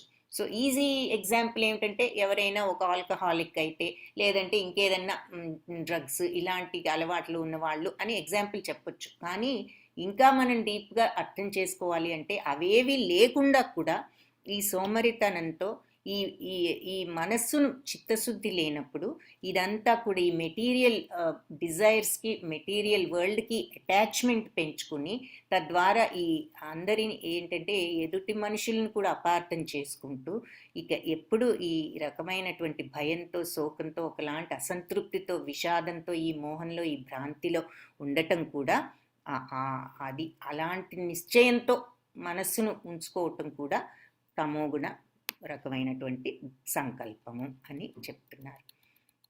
ఇకపోతే సుఖం త్విదానీం త్రివిధం శృణు మే భరతర్షభ, అభ్యాసాద్ రమతే యత్ర దుఃఖాంతం చ నిగచ్చతి. సో భరతవంశీయులలో శ్రేష్ఠుడా, ఇక ఇప్పటి వరకు నిశ్చయం, సంకల్పం ఎలా ఉండాలో చూసాం. సో ఏం చూసాము మనం? సోఫార్ జ్ఞానం ఎలా ఉంటుందో చూసాము, సోఫార్ కర్మ అనేది ఎలా ఉంటుందో చూసాము, కర్త ఎలా ఉంటాడు, సాత్విక కర్త, రజోగుణ కర్త, తమోగుణ కర్త ఎలా ఉంటాడో చూసాము. తర్వాత నిశ్చయం, వాళ్ళ యొక్క సంకల్పం ఈ 3 గుణాల్లో ఎలా ఉంటుంది, సాత్విక సంకల్పం, రాజసిక సంకల్పం, తమోగుణ సంకల్పం, నిశ్చయం, వాళ్ళ డిటర్మినేషన్ ఎలా ఉంటుంది అనేది చూసాము. ఇప్పుడు సుఖం అనేది ఈ 3 గుణాల్లో ఎలా ఉంటుంది, 3 రకాలు సుఖం కూడా. సో ఈ సుఖంలో కూడా సుఖం త్రిదాని 3 రకాలు, శృణుమే భరతర్షభ, త్రివిధం 3 రకాలుగా ఉంది. సుఖంతో ఇదాని, ఈ సుఖము 3 రకాలు, త్రివిధం శృణుమే, విను భరతర్షభ, భరతవంశ శ్రేష్ఠుడా. అభ్యాసాద్ రమతే యత్ర, అంటే అభ్యాసం వలన అనుభవిస్తూ, ఎక్కడైతే దుఃఖం యొక్క అంతాన్ని కూడా నిగచ్చతి పొందుతారు. అంటే ఇక్కడ సుఖంలో 3 గుణాలు నా నుంచి విను, వాటి ద్వారా బద్ధజీవుడు సుఖాన్ని అనుభవించుట, మరికొన్నిసార్లు సర్వ దుఃఖాలకు అంతాన్ని చేరుకొనుట జరుగుతూ ఉంటుంది. సో ఈ సుఖాలు ఎలా ఉన్నాయి అంటే, ఈ బద్ధజీవి, ఇక్కడ ఈ భౌతిక ప్రపంచంలో ఉన్నటువంటి ఈ బద్ధజీవి సుఖాన్ని అనుభవించటము, ఇంకా కొన్నిసార్లు ఈ సర్వ దుఃఖాలకు అంతము చేరుకోవటం. సర్వ దుఃఖాలకు అంతం ఏమిటి? మోక్షం.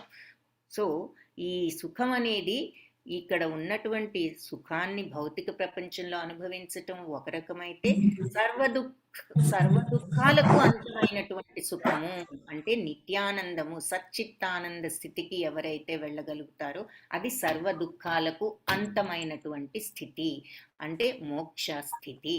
అది కూడా అది నిజమైన సుఖము. సో అలా జరుగుతాయి రకరకాల సుఖాలు. సో చెప్తాను విను అని చెప్పి, ఇక నెక్స్ట్ శ్లోకం నుంచి ఆ సుఖాల గురించి చెప్పడం జరుగుతుంది. సో అది నెక్స్ట్ క్లాస్లో నెక్స్ట్ 18 శ్లోకాలు చూడవచ్చు. హరే కృష్ణ. ఇంతటితో మనం ఈ క్లాస్ని ఎండ్ చేయొచ్చు.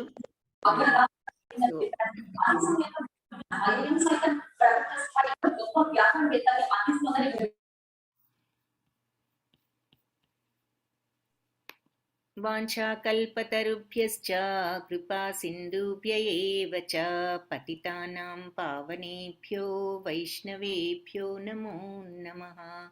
హరే కృష్ణ. అందరికీ క్లాస్కి వచ్చినందుకు ధన్యవాదాలు. రేపు వచ్చి ఫినిష్ చేయండి. హరే కృష్ణ. మాధురి మాతాజీ, మీ క్వశ్చన్ ఉన్నట్లుంది, చెప్పండి. Hand race